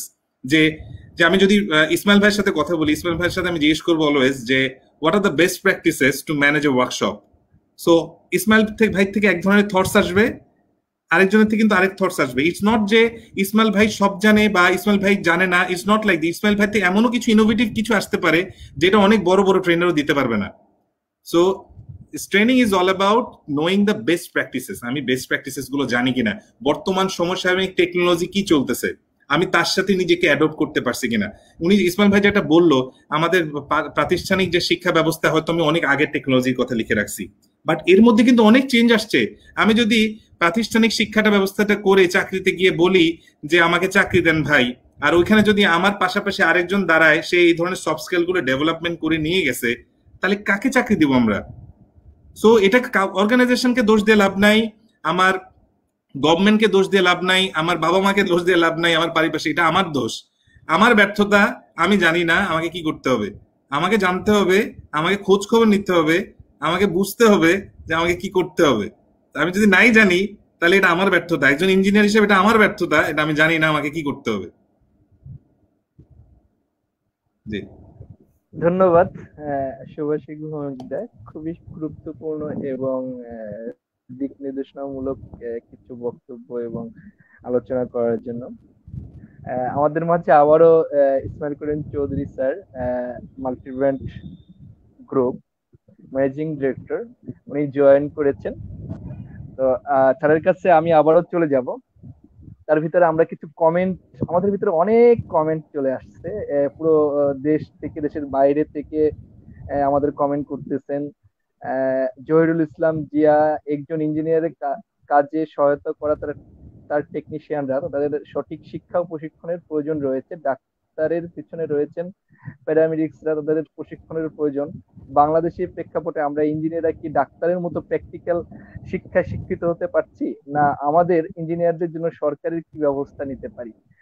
উনি এই প্রশ্নটা করেছেন। ধন্যবাদ জহিরুল ইসলাম জিয়া ভাই। ইঞ্জিনিয়ার নুরি আলম আমাদের কমেন্ট করেছেন। আবু বাক্কার, তারপর হচ্ছেন এস আবু সালাহা কমেন্ট করেছেন আমাদের মাঝে আরো অনেক কমেন্ট আছে। আসলে আমাদের মাঝে যে গুরুত্বপূর্ণ অতিথিরা রয়েছেন তাদের বক্তব্য বন্ধ করে কমেন্ট করবো, আসলে এই মন মানসিকতা আর হচ্ছে না, কারণ তাদের কথাগুলো খুবই গুরুত্বপূর্ণ এবং আমি উপকৃত হচ্ছি। আমি শুনে আমি নিজেই আসলে অনেক আনন্দিত হচ্ছি। তা আমি ইসমাইল স্যারের কাছে আমি আমার প্রশ্ন রইল, আমরা যে অটোমোবাইলে, আমরা ডাইরেক্ট অটোমোবাইলেই চলে যাই একটু এই বিষয় ভিত্তিকের ভিতরে।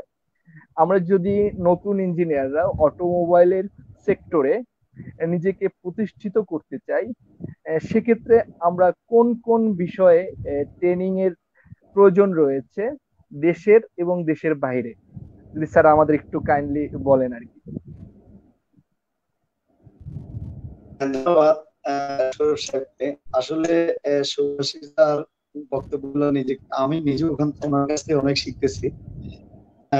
আসলে অটোমোবাইল ইঞ্জিনিয়ারদের আমার একটাই কথা বলার আছে, অটোমোবাইল ইঞ্জিনিয়াররা ওনারা আমাদের প্রাতিষ্ঠানিক সীমাবদ্ধতা অনেক লিমিটেশন আছে, এটা থাকবে, কারণ আমরা আসলে এখন ডেভেলপ কান্ট্রি হতে পারি, ডেভেলপিং কান্ট্রির দিকে আমরা আগাচ্ছি।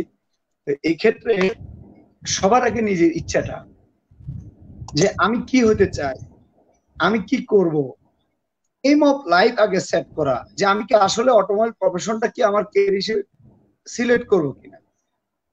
যদি আমি সিলেক্ট একবার করি, এই সেট করি, অথবা আমার ভিশন সেট করি যে আমার ক্যারিয়ারটা অটোমোবাইল উপর আমি তৈরি করব, এখন আসবে তার মিশন অনেক ওয়েতে হতে পারে। একটা হলো আসলে সবাই তো সব জায়গায় সমান সুযোগ পায় না যে কাজ করার। যেমন আমি মাল্টিব্র্যান্ডের চাইলেই তো আসলে বাংলাদেশের সব অটোমোবাইল ইঞ্জিনিয়ারকে জব দিতে পারবো না, বাস্তবতা। কিন্তু হিউজ অপরচুনিটি আছে, শুধু দেশে না, দেশের বাইরে অনেক অপরচুনিটি আছে। অটোমোবাইল প্রফেশনটা কিন্তু ভেরি মাচ স্মার্ট একটা প্রফেশন। আমরা এটাকে ধরে নিই, যখন অটোমোবাইলের কথা বলে আমরা ধরে নিই হয়তো এটা কালিমাকে একটা টেকনিশিয়ান, মেকানিক, একটা মানে আসলে ব্যাপারটা তা না। টেকনোলজি যে জায়গায় আমরা গেছি, আমাদের যেমন মাল্টিব্র্যান্ড টেসলা গাড়ি মেইনটেইন করছি, গাড়িতে তো এখন ইঞ্জিন নেই, আমরা সবাই জানি, ফুল ইলেকট্রিক কার। তো full electric and electronic and communicate car. তো এই ক্ষেত্রে অটোমোবাইল ইঞ্জিনিয়ার যদি তার ফান্ডামেন্টাল না জানে, ফান্ডামেন্টাল গুলো কি কে শিখাবে? তাহলে ফান্ডামেন্টাল গুলো প্রতিষ্ঠান থেকে শিখে আসার কথা। এখন আসলে প্রতিষ্ঠান হয়তো ওভাবে যতটুকু শিখতেছি আলহামদুলিল্লাহ, আমরা সবাই জানি আমাদের দুর্বলতা, এখানে বলার কিছু নেই।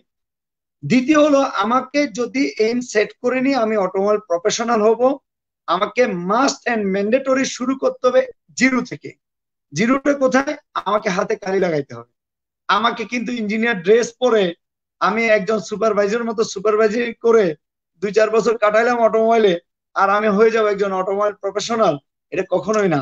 আমাকে আগে হাতে খড়ি দিয়ে স্টার্ট করতে হবে। ধরে নিয়ে একদম ফার্স্ট জব, গাড়ি ওয়াশ করবো কিভাবে, এখানে কি টেকনিক আছে ওয়াশের, কি কি জিনিস আমাকে করতে হবে, কি কি জিনিস করতে হবে না, এই ছোট থেকে শিখা।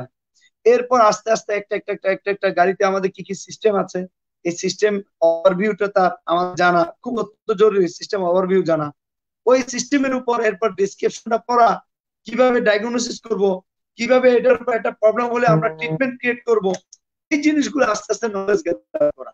কিন্তু আমরা কেন যেন অটোমোবাইল ইঞ্জিনিয়ারদের মধ্যে ম্যাক্সিমাম মেজরিটি আমরা পাই যে ওনাদের হলো, আমরা 1-2 বছর 3 বছর 4 বছর টেকনিশিয়ানদের পিছি পিছি ঘুরে কিছু কিছু জিনিস শিখবো সুপারভাইজার হিসেবে, এরপর নিজেকে পরিচয় দিব আমি একজন ইঞ্জিনিয়ার, অটোমোবাইল ইঞ্জিনিয়ার, এবং এরপর আমি এটা জবের জন্য বিভিন্ন জায়গায় সার্চ করবো। আসলে না, একদম মেথডটা ভিন্ন।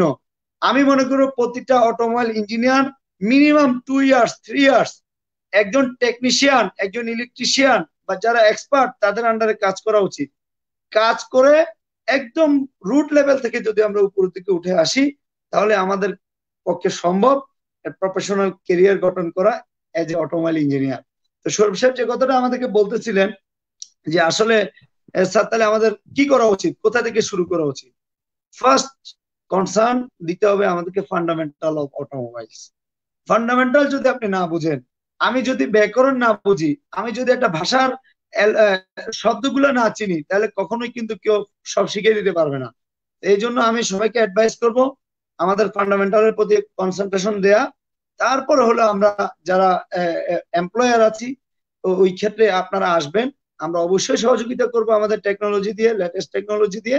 ইনশাল্লাহ আমরা পারবো। আমি হোপফুল বাংলাদেশের ইঞ্জিনিয়ার অনেক পরিশ্রমী, যদি একটু মনোযোগ দেয় ইনশাল্লাহ, পরিশ্রম করে আমরা আমাদের স্বপ্নের দেশকে আরো অনেক দূর আমরা আগায় নিতে পারবো ইনশাল্লাহ। আমাদের মধ্যে অনেক স্পিড আছে, কিন্তু আমরা আসলে স্বপ্নটা বাস্তবায়নে অনেক রাস্তা খুঁজে পাই না, অনেক ফ্রাস্ট্রেশন ফিল করি, অল্পতে হতাশ হয়ে যাই, অল্পতে কেন যেন। আবার এখানে আরেকটা প্রবলেম আছে পরিবার থেকে। একজন ডিপ্লোমা ইঞ্জিনিয়ার যখন ডিপ্লোমা কমপ্লিট করলো, কেন যেন পরিবারের একটা ইনকামের বোঝা একজন ডিপ্লোমা ইঞ্জিনিয়ার তার এই অল্প এক্সপিরিয়েন্সের মধ্যে তাকে নিয়ে নিতে হয়।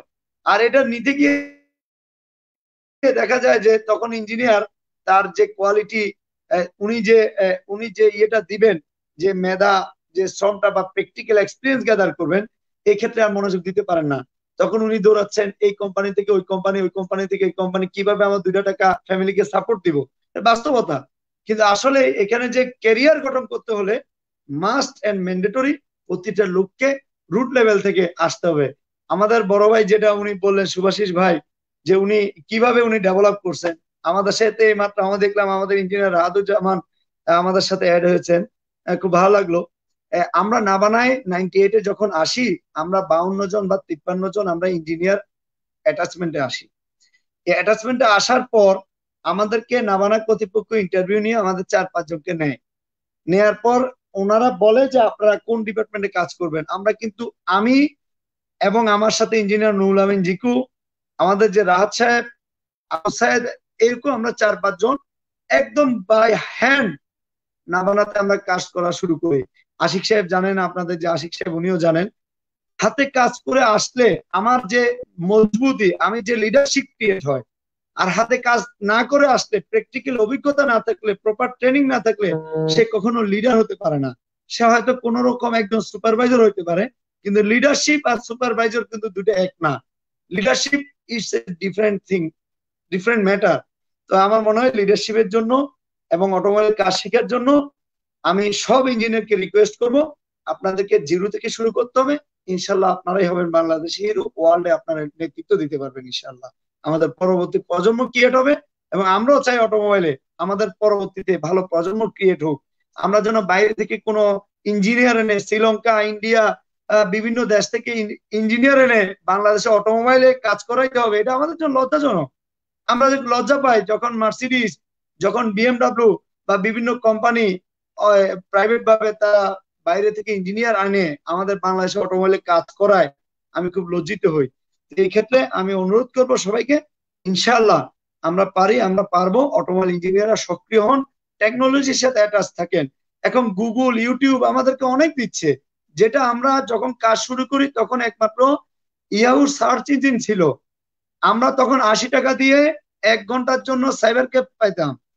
বহু কষ্টে, নেটের স্পিড ছিল না, বহু কষ্টে আমরা লার্ন করছি। এখন আপনাদের জন্য এত সুযোগ টেকনোলজির, ইউটিউব, গুগল থাকার পরেও যদি একজন অটোমোবাইল ইঞ্জিনিয়ার অথবা যে কোনো ইঞ্জিনিয়ার যে কোনো চ্যাপ্টারে আমরা যদি এখন সার্চ দিই, শত শত আমরা ভিডিও পাচ্ছি, শত শত ডাটা পাচ্ছি। জাস্ট একটু টাইমটাকে ওয়েস্ট না করে আমরা যদি টাইমটাকে ইউটিলাইজ করি, সময়টাকে ফেসবুক, বিভিন্ন ইউটিউবে বিনোদনমূলক কিছুতে না গিয়ে যদি আমরা টাইমটাকে ইউটিলাইজ করি, নিঃসন্দেহে প্রতিটা ইঞ্জিনিয়ার বাংলাদেশে অ্যাসেট হিসেবে ক্রিয়েট হবে। আর যদি টাইমটাকে ওয়েস্ট করি, এটা কখনোই সম্ভব না একজন লিডার, প্রপার লিডার হিসেবে তৈরি হওয়া। ধন্যবাদ। শুভাশিস ভাই নিশ্চয়ই আমার থেকে আরো ভালো বলতে পারেন। শুভাশিস ভাই ইনশাআল্লাহ আগান। ধন্যবাদ স্যার আপনার গুরুত্বপূর্ণ বক্তব্যের জন্য। আপনি খুব সুন্দরভাবে বুঝিয়েছেন যে আসলে অটোমোবাইল লাইনে একটা প্রথম ইঞ্জিনিয়ার কিভাবে হাতে কাজ করে দক্ষতা অর্জন করতে পারে, এবং আসলে অটোমোবাইলই হোক আর ইলেকট্রিক্যালি হোক আর সিভিল হোক আর মেকানিক্যালি হোক, যে কোনো ডিপার্টমেন্টই হোক না কেন, কোনো ইঞ্জিনিয়ার যদি তার ওই সেক্টরে নিজেকে দক্ষ করতে হয় তাকে সেক্ষেত্রে অবশ্যই তাকে হাতে কলমে শিখতে হবে। আমরা যেটা মনে করি, আমরা সেই উদ্দেশ্যেই কাজ করতেছি জাতীয় training program cell Bangladesh industrial engineering অ্যাসোসিয়েশনের। আমরা জানাবো এবং জানবো এই উদ্দেশ্যে কাজ করতেছি। আজকের এই প্রোগ্রামের আমাদের উপদেষ্টা হিসেবে আছেন জনাব আশিকুর রহমান আশিক, এবং সার্বিক সহযোগিতায় আছেন কেশব চন্দ্র দাস। আমাদের মিডিয়া পার্টনার হিসেবে আছেন নিউজ 24, আপডেট বার্তা 24 এবং দৈনিক দৈনিক আপডেট বার্তা, এবং হচ্ছে সাহসী কণ্ঠ, দুঃখিত, সাহসী কণ্ঠ আমার মিডিয়া পার্টনার হিসেবে আছেন আজকে। আমাদের ভিতরে অনেকে কমেন্ট করতেছেন স্যার, আমাদের ভিতরে কমেন্ট করতেছেন sir Mohammad Ali sir join করেছেন আমাদের ভিতরে, আমাদের ভিতরে জয়েন করেছেন আরো বড় বড় ব্যক্তিত্ব, তারা লাইভ দেখছেন। ইএন আতিকুর রহমান স্যার বরিশাল জেলার পক্ষ থেকে সবাইকে শুভেচ্ছা এবং অভিনন্দন জানিয়েছেন। আশিকুর রহমান আশিক ভাই, ইসমাইল বস, আলী স্যার শুনছেন আপনাকে। যাই হোক, আশিকুর রহমান আশিক ভাই আমাদের সাথে যুক্ত আছেন। ইঞ্জিনিয়ার সত্যজিৎ আমাদের সাথে যুক্ত আছেন। সোহেল সরকার আমাদের সাথে যুক্ত রয়েছেন। মিজানুর মাহবুব আমাদের সাথে যুক্ত রয়েছেন। প্রসেনজিৎ দাস, ভালো লাগলো কথাগুলো শুনে, বেস্ট উইশ করেছেন জাফর হোসেন। তারপর আরো অনেকে আমাদের কমেন্ট করতেছেন, ধন্যবাদ। আপনারা যারা যারা কমেন্ট করতেছেন, সময় স্বল্পতার কারণে সবার কমেন্ট আসলে আমরা পড়তে পারছি না। অনেক অনেক ধন্যবাদ আমাদের দুই সম্মানিত গেস্টকে। আমি এখন চলে যাব আমাদের সম্মানিত গেস্ট শুভাশিস ভৌমিক তার কাছে, country director of ATC, founder of Baapka Beta. স্যারের কাছে আমার প্রশ্ন, আসলে আমরা ইঞ্জিনিয়াররা হাতে কলমে দক্ষতা সম্পর্কে ইসমাইল স্যার আমাদের বললো কিভাবে অর্জন করা যায়। আপনার কাছে প্রশ্ন হলো স্যার, আমরা কিভাবে ম্যানেজমেন্ট লেভেলে দক্ষতা অর্জন করতে পারি, বা ম্যানেজমেন্ট লেভেলে ট্রেনিং এর কিভাবে অংশগ্রহণ করতে পারি? সেক্ষেত্রে বাংলাদেশের সেক্টর গুলো কোথায়, এবং বাংলাদেশের বাইরে যারা আমরা যাচ্ছি সেই সেক্টর গুলো কোথায়, একটু কাইন্ডলি আমাদের বলুন। জি, খুব সুন্দর প্রশ্ন। আমি বারবারই ফিল করি, আমি প্রথম থেকে একটা কথা যেটা বলতেছি যে ইঞ্জিনিয়ার চাইলে যে কোনো কিছু করতে পারে। ট্রাস্ট মি, যে মার্কেটিং এর হেড হিসেবে অনেক জায়গায় ইঞ্জিনিয়ার আছে, হ্যাঁ, এটা নাই বললে হবে না যে নাই, হ্যাঁ আছে। তো চাইলে ইভেন মানুষ আসলে ইঞ্জিনিয়ার থেকে, কেন আমি ইঞ্জিনিয়ার বললাম বিয়ে করে, ইঞ্জিনিয়ার আসলে ক্যালকুলেটিভ ওয়েতে কাজ করার চেষ্টা করে। তো সো যে কোনো বিজনেসের জন্য আপনি যদি এফিসিয়েন্টলি ক্যালকুলেটিভ ওয়েতে করেন, ডেফিনেটলি তারা এটা পছন্দ করে সব। সুতরাং সো ম্যানেজমেন্টের একটা বড় স্টেপসে যে কোনো ইঞ্জিনিয়ার যেতে পারে, চাইলে সিইও হতে পারে, কান্ট্রি ডিরেক্টরও হতে পারে, অথবা সিইও হিসেবে যেতে পারে, সব জায়গায় বড় বড় পজিশন, সাপ্লাই চেনের হেড হতে পারে। আমি যদি উদাহরণ দিতে পারি, বাংলাদেশের অনেক মাল্টিনেশনাল কোম্পানির হেড অফ ডিস্ট্রিবিউশন থেকে শুরু করে হেড অফ ডিস্ট্রিবিউশন ইঞ্জিনিয়ার বড় বড় জায়গা থেকে পাশ করে আসছেন। তারপর দেখতেছেন ফ্যাক্টরি, তো দেখতেছেন এই supply chain one of the major source আছে যেখানে ম্যানেজমেন্টের একটা পার্ট আছে। সো আমি যদি আসি এবারে একটা করে আসি, সো আপনি কোন কোন জায়গায় করতে পারেন। সো একটা হচ্ছে, আমি যেগুলো ইঞ্জিনিয়ারিং পাশাপাশি আমি যেটা বললাম যে লিডারশিপ স্কিলটা ডেভেলপ করা যেতে পারে, লিডারশিপ স্কিলটা হচ্ছে লিডারশিপের ট্রেনিং নিতে পারি। আমি অনেকগুলো ইনস্টিটিউশনের নাম অলরেডি বলেছি যেগুলো লিডারশিপ নিয়ে প্রোগ্রাম নিয়ে কাজ করায়, বিডি জবস নিয়ে কাজ করায়, বিমস নিয়ে কাজ করায়, কিছু পোস্ট গ্রাজুয়েট ডিপ্লোমা আছে হয়। সো আমি কিন্তু, যেমন আমি পার্সোনালি যদি বলি, আমি কিন্তু পোস্ট গ্রাজুয়েট ডিপ্লোমা এইচআর এ 2টা পোস্ট গ্রাজুয়েট ডিপ্লোমা করছি এইচআর এ। আমি ইচ্ছা করে মার্কেটিং এ পড়াশোনা করেছি, আমি ইচ্ছা করে সেলস নিয়ে আলাদা ট্রেনিং করেছি, জাস্ট টু আন্ডারস্ট্যান্ড। বিকজ আপনি যতই উপরে দিবেন, ম্যানেজমেন্ট রোলে যাবেন, আপনি যদি তাদের পুরো প্রফেশনটাকে না বুঝেন, বিজনেসটাকে ভালোভাবে না বুঝে চেষ্টা করেন এবং বেস্ট প্র্যাকটিসেস গুলো না জানেন, আপনি কিভাবে গাইড করবেন মানুষজনকে যে এটা করো? সো সবচেয়ে ইম্পর্টেন্ট জিনিস হচ্ছে, আপনাকে এটা কোনো লজ্জার কিছু নাই যে আমি ইঞ্জিনিয়ার বলে যে আমি সেলস এর কোনো ট্রেনিং অ্যাটেন্ড করতে পারবো না, ম্যানেজমেন্টের কোনো অ্যাটেন্ড করতে পারবো না, আমাকে যে শুধুমাত্র C++ নিয়ে সারাক্ষণ পড়ে থাকতে হবে, তা তো না। আপনাকে কে বলছে যে শুধুমাত্র চাকরি করতে হবে? আপনি তো এন্টারপ্রেনার হতে পারেন, সাকসেসফুল ইসমাইল ভাইয়ের মতো সাকসেসফুল এন্টারপ্রেনার হতে পারেন, মানুষজনকে চাকরির ব্যবস্থা করে দিবেন। সো সেটার জন্য আপনাকে জানতে হবে ম্যানেজমেন্ট স্কিল। ম্যানেজমেন্ট স্কিলের জন্য আমি যেটা বললাম, কোর কি কি আছে, sales management, distribution management, marketing management, production তো ম্যানেজমেন্ট আছেই, সো আর আপনার ফাইন্যান্স ম্যানেজমেন্ট। সো আমি যদি বলি, আপনি যতই উপরের দিকে উঠবেন, ম্যানেজমেন্ট স্কিল হলে আপনাকে প্রত্যেকটা সেক্টর গুলোতে ট্রেনিং নিতে হবে। ট্রেনিং আমি যেটা বললাম, যে আমি আবারও বলতেছি, লিঙ্কডইনে পেইড অনেক রকম পাওয়া যায়, ফ্রি আছে, ফ্রি ট্রেনিং আছে, লিঙ্কডইনে আছে, উডেমিতে ট্রেনিং এর ব্যবস্থা আছে, বাংলাদেশে বিমস বলেন, তারপর হচ্ছে গিয়ে আপনি আইবিএ তে অনেকগুলো ট্রেনিং করায়, আপনি জানেন কিনা, ঢাকা ইউনিভার্সিটির আইবিএ তে অনেকগুলো, আমি পার্সোনালি আইবিএ থেকে এসিবিএ করেছি, ওখান থেকে আমি অনেক জানতে পেরেছি। আপনি চাইলে আমাকে, যে আমরা করি কি শুধু গদ বাঁধা জিনিসগুলো করি, আমাদেরকে বলে দিয়েছে ডিপ্লোমা করতে হবে, ডিপ্লোমার পরে বিএসসি করতে হবে, বিএসসির পরে এমএসসি করতে হবে, এমএসসি করলেই আমি শেষ, আমি সব জানি।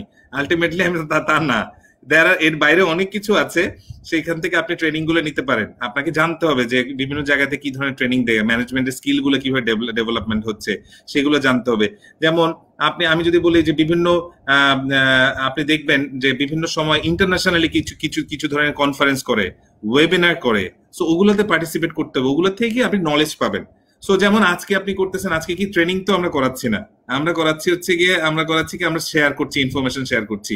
আজকে কি হলো, আমি হয়তো আজকে যদি বলি যে আজকে পুরো লাইভে যতক্ষণ এই যে 70, 80, 100, 200 জন মানুষ যে শুনতেছে, যদি বলে যে আজকের দিন আমি যে সময় 55টা মিনিট সময় নষ্ট করলাম, কি শিখলাম, অ্যাটলিস্ট আমরা যে কয়েকটা ওয়ার্ড বলছি, যদি ওই কয়েকটা ওয়ার্ড, যে উডেমি, লিঙ্কডইন, তারপর আইবিএ বা এই ধরনের থেকে এগুলো পাওয়া যায়, সফট স্কিল নিয়ে একটা কাজ করা যায়, এই যে ছোট ছোট বাজওয়ার্ড গুলো আমি বললাম, এই বাজওয়ার্ড গুলো যদি আজকে আমার মাথায় থাকে, আমি যদি একটু গুগল করি, ইউটিউব করি, আমরা এমন একটা জেনারেশনে আছি, আমরা চাইলেই পৃথিবী আমার হাতে। এবং আমি আবার বলছি যে এমনও কিছু আছে, আপনি জানেন না মনে হয়, যে ওয়ার্ল্ডের, আমি ট্রাস্ট মি, আমার সাথে এই মোমেন্টে, আমি যেহেতু একটা অস্ট্রেলিয়ান মাল্টিনেশনে আছি, আমার সাথে অস্ট্রেলিয়ার ইঞ্জিনিয়াররাও কাজ করে, অস্ট্রেলিয়ার এবং কম্পিউটার ইঞ্জিনিয়ার কাজ করে, বাংলাদেশের ইঞ্জিনিয়ার কাজ করে। ট্রাস্ট মি, আমি বুকে হাত রেখে বলতেছি, আমাদের ইঞ্জিনিয়ার কোনো অংশে কম না। আমি কোনো পার্থক্য খুঁজে পাই নাই যে আমি অস্ট্রেলিয়ান ইঞ্জিনিয়ারের মধ্যে যে অনেক কিছু জানে তা না। এটা হচ্ছে আমাদের মানসিক ভয়, যে আমরা মনে হয় পারবো না। এই মানসিক ভয়কে দূর করতে হবে, যে আমরা পারি। হ্যাঁ, আমাদের মাথায় নলেজ আছে, হ্যাঁ, আমাদের কোথায় দুর্বলতাটা আছে। ওরা স্মার্ট, ওরা যুগের সাথে তাল মিলিয়ে চলতে জানে, ওয়ার্ল্ডের কোথায় কি হচ্ছে বর্তমান কি জানে। সো এখনকার জেনারেশনে যদি এসে আপনি যদি বলেন যে না, আমি এই যে স্ট্রিমিয়ার্ডে লাইভ করতে জানি না, এটা কি কার দোষ? হ্যাঁ, এটা আপনার দোষ। সো আপনি যদি না জানেন, স্মার্টলি ম্যানেজ করতে না জানেন, সো এটা আপনার দোষ। সো ওরা জাস্ট জানে, ওরা বেস্ট প্র্যাকটিসেস গুলো, এখনকার যে ওয়ার্ল্ডে যে বেস্ট প্র্যাকটিসেস গুলো চলতেছে সেগুলো জানে, একটু বেশি জানে।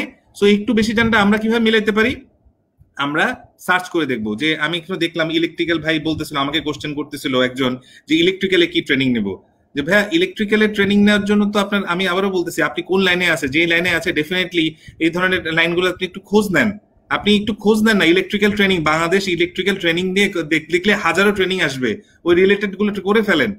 আমার থেকে কোশ্চেন করার থেকে বাংলাদেশে যতগুলো, আপনি যদি একটা সার্চ দেন বাংলাদেশে কতগুলো ট্রেনিং ইনস্টিটিউশন আছে, সব তো এক লিস্টে চলে আসবে। ওখানে একটাবার ফোন দেন যে কি চলতেছে ভাই ইলেকট্রিক্যাল, আমি একটু জানে রাখি কি আমি তাহলে দুইটা মাহফিলে কথা বলতে পারবো, যে ভাই ইলেকট্রিক্যাল ইঞ্জিনিয়ারিং আমি মোটামুটি সব ট্রেনিং করি নাই, ট্রেনিং গুলোর নাম বলতে পারি। এটাই আপনার বড় সফলতা, যে আপনি ট্রেনিং গুলোর নাম বলতে পারেন। আপনি অটোমোবাইল সেক্টরে কি ট্রেনিং চলতেছে এগুলো বলতে পারেন। আমি যেগুলো সেক্টর গুলো বললাম, এই সেক্টর গুলোর সম্বন্ধে বলতে পারেন, এটা কিন্তু আপনার অনেক বড় সাফল্য, যে এতটুকু বলতে পারলে। আর ম্যানেজমেন্ট স্কিল যেগুলো বললেন, আমি আবারও বলতেছি, ম্যানেজমেন্ট স্কিলের অনেকগুলো সেক্টর আছে। সাপ্লাই চেনে ইঞ্জিনিয়ারদের একটা বড় স্কোপ আছে। আপনার চাইলে পোস্ট গ্রাজুয়েট ডিপ্লোমা করতে পারেন সাপ্লাই চেনে। সাপ্লাই চেনটা কি? এন্ড টু এন্ড প্রসেস, আপনাকে সব শিখাই দেবে। আপনি ডিস্ট্রিবিউশন শিখতে পারবেন, আপনি প্রকিউরমেন্ট ম্যানেজমেন্ট শিখতে পারবেন, আপনি ওখান থেকে আপনি সাপ্লাই চেনের কোর জিনিসটা শিখতে পারবেন, প্রোডাকশন ম্যানুফ্যাকচারিং, প্রোডাকশন প্ল্যানিং শিখতে পারবেন। আমি আপনাকে বলেছি যে প্রজেক্ট ম্যানেজমেন্ট নিয়ে করেন। ট্রাস্ট মি, আপনারা যারা আছেন, আপনারা যারা পড়তেছেন, যারা প্রজেক্ট ম্যানেজমেন্টের অনেক বড় বড় ডিগ্রি আছে, যেমন প্রজেক্ট ম্যানেজমেন্ট প্রফেশনালস, পিএমপি একটা ডিগ্রি আছে, আপনি চাইলে সার্টিফিকেশন নিতে পারেন। আমি যখন দুটা ছেলে আসবে, একটা ছেলে পিএমপি হোল্ডারধারী আর একটা ছেলে কোনো কিছু জাস্ট ডিপ্লোমা করে আসছে বা বিএসসি করে আসছে, আপনি বলেন না তার নলেজ, কার নলেজ ভালো কাজ করবে, কে আমার কোম্পানির জন্য অ্যাসেট হবে। আপনি যখন কোনো চাকরিতে যাবেন, আমার কোশ্চেন হচ্ছে নিজেকে প্রস্তুত করা ছাড়া যাবেন না। আপনি নিজের প্রতি ইনভেস্টমেন্ট করেন হচ্ছে কি একটু টাকা ঢালেন, এতদিন তো টাকা ঢালছেন নিজের পড়াশোনার প্রতি, একটু নিজেকে গ্রুম আপ করার ইয়ে করেন যাতে প্রেজেন্টেবল করতে পারেন। আমরা এসি মোবাইল কিনতে গেলে আপনি 3টা ফিচার্স খুঁজেন যে এটা টাচ স্ক্রিন কিনা, মোবাইল 48 মেগাপিক্সেল কিনা, কিন্তু নিজের দিকে কি, নিজে তো একটা পণ্য, আপনি নিজে যাচ্ছেন, আপনার কোনো দক্ষতা নাই, শুধুমাত্র 12 মেগাপিক্সেল ক্যামেরা নিয়ে চলে গেছেন, হ্যাঁ, কিন্তু আপনার প্রসেসর স্লো, আপনার র্যাম স্লো। সো এগুলোকে শানিত করেন, প্রসেসর বাড়ান, র্যাম বাড়ান, মেগাপিক্সেল বাড়ান, ডেফিনেটলি আপনাকে নেওয়ার জন্য মানুষ পিছিয়ে লেগে থাকবে, আপনাকে দৌড়াইতে হবে না, ট্রাস্ট মি। এবং নেটওয়ার্কিং বাড়ান, নেটওয়ার্কিং বাড়ালে ওই যে পরিচিত হয়েছি, ধরেন আমি মাল্টি ব্র্যান্ড ইয়েতে ওয়ার্কশপে যদি কোনো পাই, ডেফিনেটলি ইসমাইল ভাইয়ের সাহায্য চাইলে ইসমাইল ভাই আমাকে হেল্প করবে। এই নেটওয়ার্কিংটা কিন্তু বিশাল বড় ব্যাপার, এইটা আপনাকে আরো আরো এক স্টেপ আগায় দিবে। এই জিনিসগুলো আপনাকে লক্ষ্য রাখতে হবে, তাহলে আপনি উপরে উঠবেনই, কেউ আপনার আটকে রাখতে পারবে না। ধন্যবাদ শুভাশিক ভৌমিক দাকে, খুবই সুন্দরভাবে বুঝিয়েছেন আসলে ম্যানেজমেন্ট ট্রেনিং গুলো কি কি। আসলে আমরা এখানে একটু বিস্তারিত একটু সারাংশ করি। আমরা দুভাবে আমরা ইসমাইল স্যারের সাথে কথা বলে যেটা জানতে পারলাম, কিভাবে একটা নতুন ইঞ্জিনিয়ার হাতে কলমে শিখে নিজেকে ডেভেলপ করতে পারে, দক্ষতা অর্জন করতে পারে। আমরা যখন ছিলাম ইসমাইল স্যারের সাথে, তখন আমরা দেখতাম যে স্যারে কিভাবে তার পরিশ্রমটুক কাজে লাগানোর চেষ্টা করতো, এবং একটু একটু একটু একটু করে প্রতিটা জিনিস, নতুন নতুন জিনিস কিভাবে শিখতো। তার কাছ থেকে অনুপ্রাণিত হয়ে আমরা কিন্তু আস্তে আস্তে শেখার একটা আগ্রহ আমাদের ভিতরে জন্মিয়েছে। তো আমাদের অনুপ্রেরণা জাগিয়েছেন কিন্তু তিনি। তো কিছু জিনিস আছে যে বিষয়গুলো আসলে নিজেই নিজে থেকে নিজে জাগে না, অন্যকে দেখে আসলে অনুপ্রাণিত হওয়ার মতো আর কি। সেক্ষেত্রে আইকন হিসাবে আছেন ইসমাইল করিম চৌধুরী স্যার, এটা আসলে এরা বলতেই হবে। আর আমাদের শুভাশিক ভৌমিক দা আসলে খুব সুন্দরভাবে ম্যানেজমেন্ট লেভেলে আমরা যদি যাই, ইঞ্জিনিয়াররা সেক্ষেত্রে নিজেকে দক্ষতা ডেভেলপ তো করবোই, পাশাপাশি কি কি ট্রেনিং গুলো আমরা নিলে আসলে ম্যানেজমেন্ট লেভেলে আমরা যেতে পারবো, একটা প্রতিষ্ঠানের সিইও হতে পারবো, একটা প্রতিষ্ঠানের ম্যানেজিং ডিরেক্টর বা ডিরেক্টর লেভেলে চলে যেতে পারবো। সেক্ষেত্রেও খুব সুন্দরভাবে তিনি আমাদের উপস্থাপনা করেছেন। এই জিনিসগুলো আমাদের শিক্ষণীয় বিষয় হলো আর কি।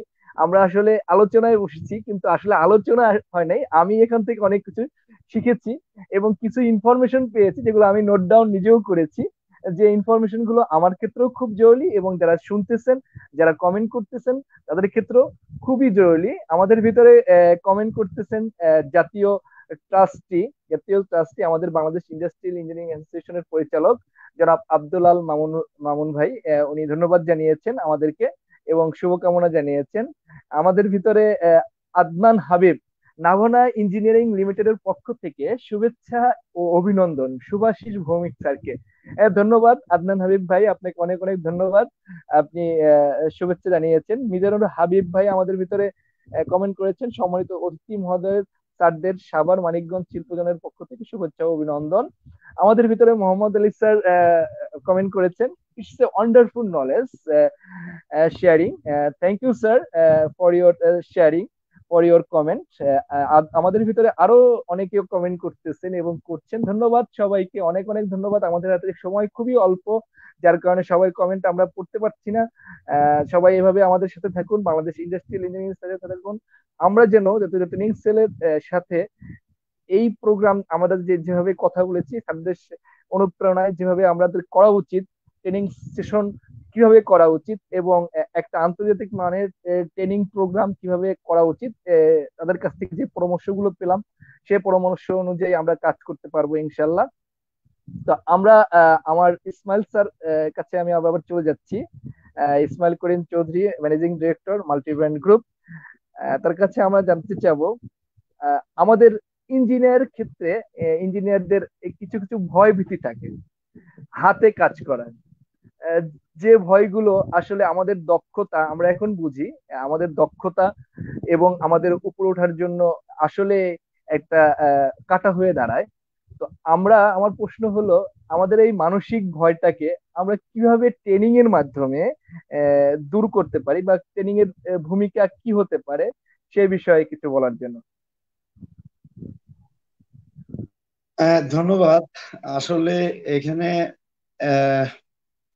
শুধু এতটুকু বলবো যে ট্রেনিং এর মাধ্যমে আসলে আমরা যেটা যতটুকু অর্জন করব তার থেকে অবশ্যই ট্রেনিং খুব ইম্পর্টেন্ট। ট্রেনিং ছাড়া কিন্তু আমাদের পক্ষে কখনোই সম্ভব না একটা টেকনোলজি সম্বন্ধে ভালোভাবে জানা। ভয়ভীতি কাটাতে হলে আমাকে আগে ওই কাজটা করতে হবে প্র্যাকটিক্যালি। আমি যদি প্র্যাকটিক্যাল কাজটা না করি বাস্তব আমার ট্রেনিং ভয় আর কি কখনোই স্যার। কাটবে না, ইম্পসিবল। আমরা আহ, আমরা তো যখন কোনো পার্কে যাই অনেকে কিন্তু আমরা বিভিন্ন রাইডে আমরা উঠি, কিন্তু দেখা যায় যে যখন আমি একটা রাইডে উঠলে মনে করতেছি যে এখানে আমি মানে পড়ে যাব, আলটিমেটলি কিন্তু পড়বো না যদি প্র্যাকটিক্যাল আমি এটা করতে পারি। আমাদের অটোমোবাইল ইঞ্জিনিয়ারতে একটা শুধু ভয়, কারণ ওনার থিওরিটিক্যালটাকে পরিপূর্ণ না জানার কারণে প্র্যাকটিক্যালে আসলে ওনারা ছোট হন অনেক টেকনিশিয়ানের কাছে, এবং দেখা যায় যে অনেকগুলো প্রশ্নের খুব চিলি চিলি প্রশ্ন কিন্তু ওনারা অ্যান্সার দিতে পারেন না। না পারার কারণে ওনাদের মধ্যে একটা ভীতি সৃষ্টি হয়। আমি একদম সিম্পল বলবো, হোয়াট এভার দ্য ইস্যু, আমি ভুল জানি শুদ্ধ জানি, যখন যে জিনিসটা আমার চোখে পড়বে আমি যদি এটা সম্বন্ধে না বুঝি আমি একটা নোট করে নিব যে এটা কি আমি জানি না।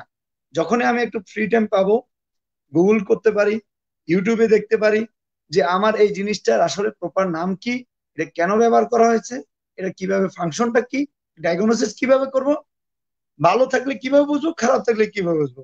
এই জিনিসগুলোকে পুঙ্খানুপুঙ্খানুরূপ বুঝা যে না, আমার এভাবে আমি এভাবে করে নিব। কিন্তু আমরা যদি হাতে কাজ না করি, অটোমোবাইল ইঞ্জিন একদম সহজ।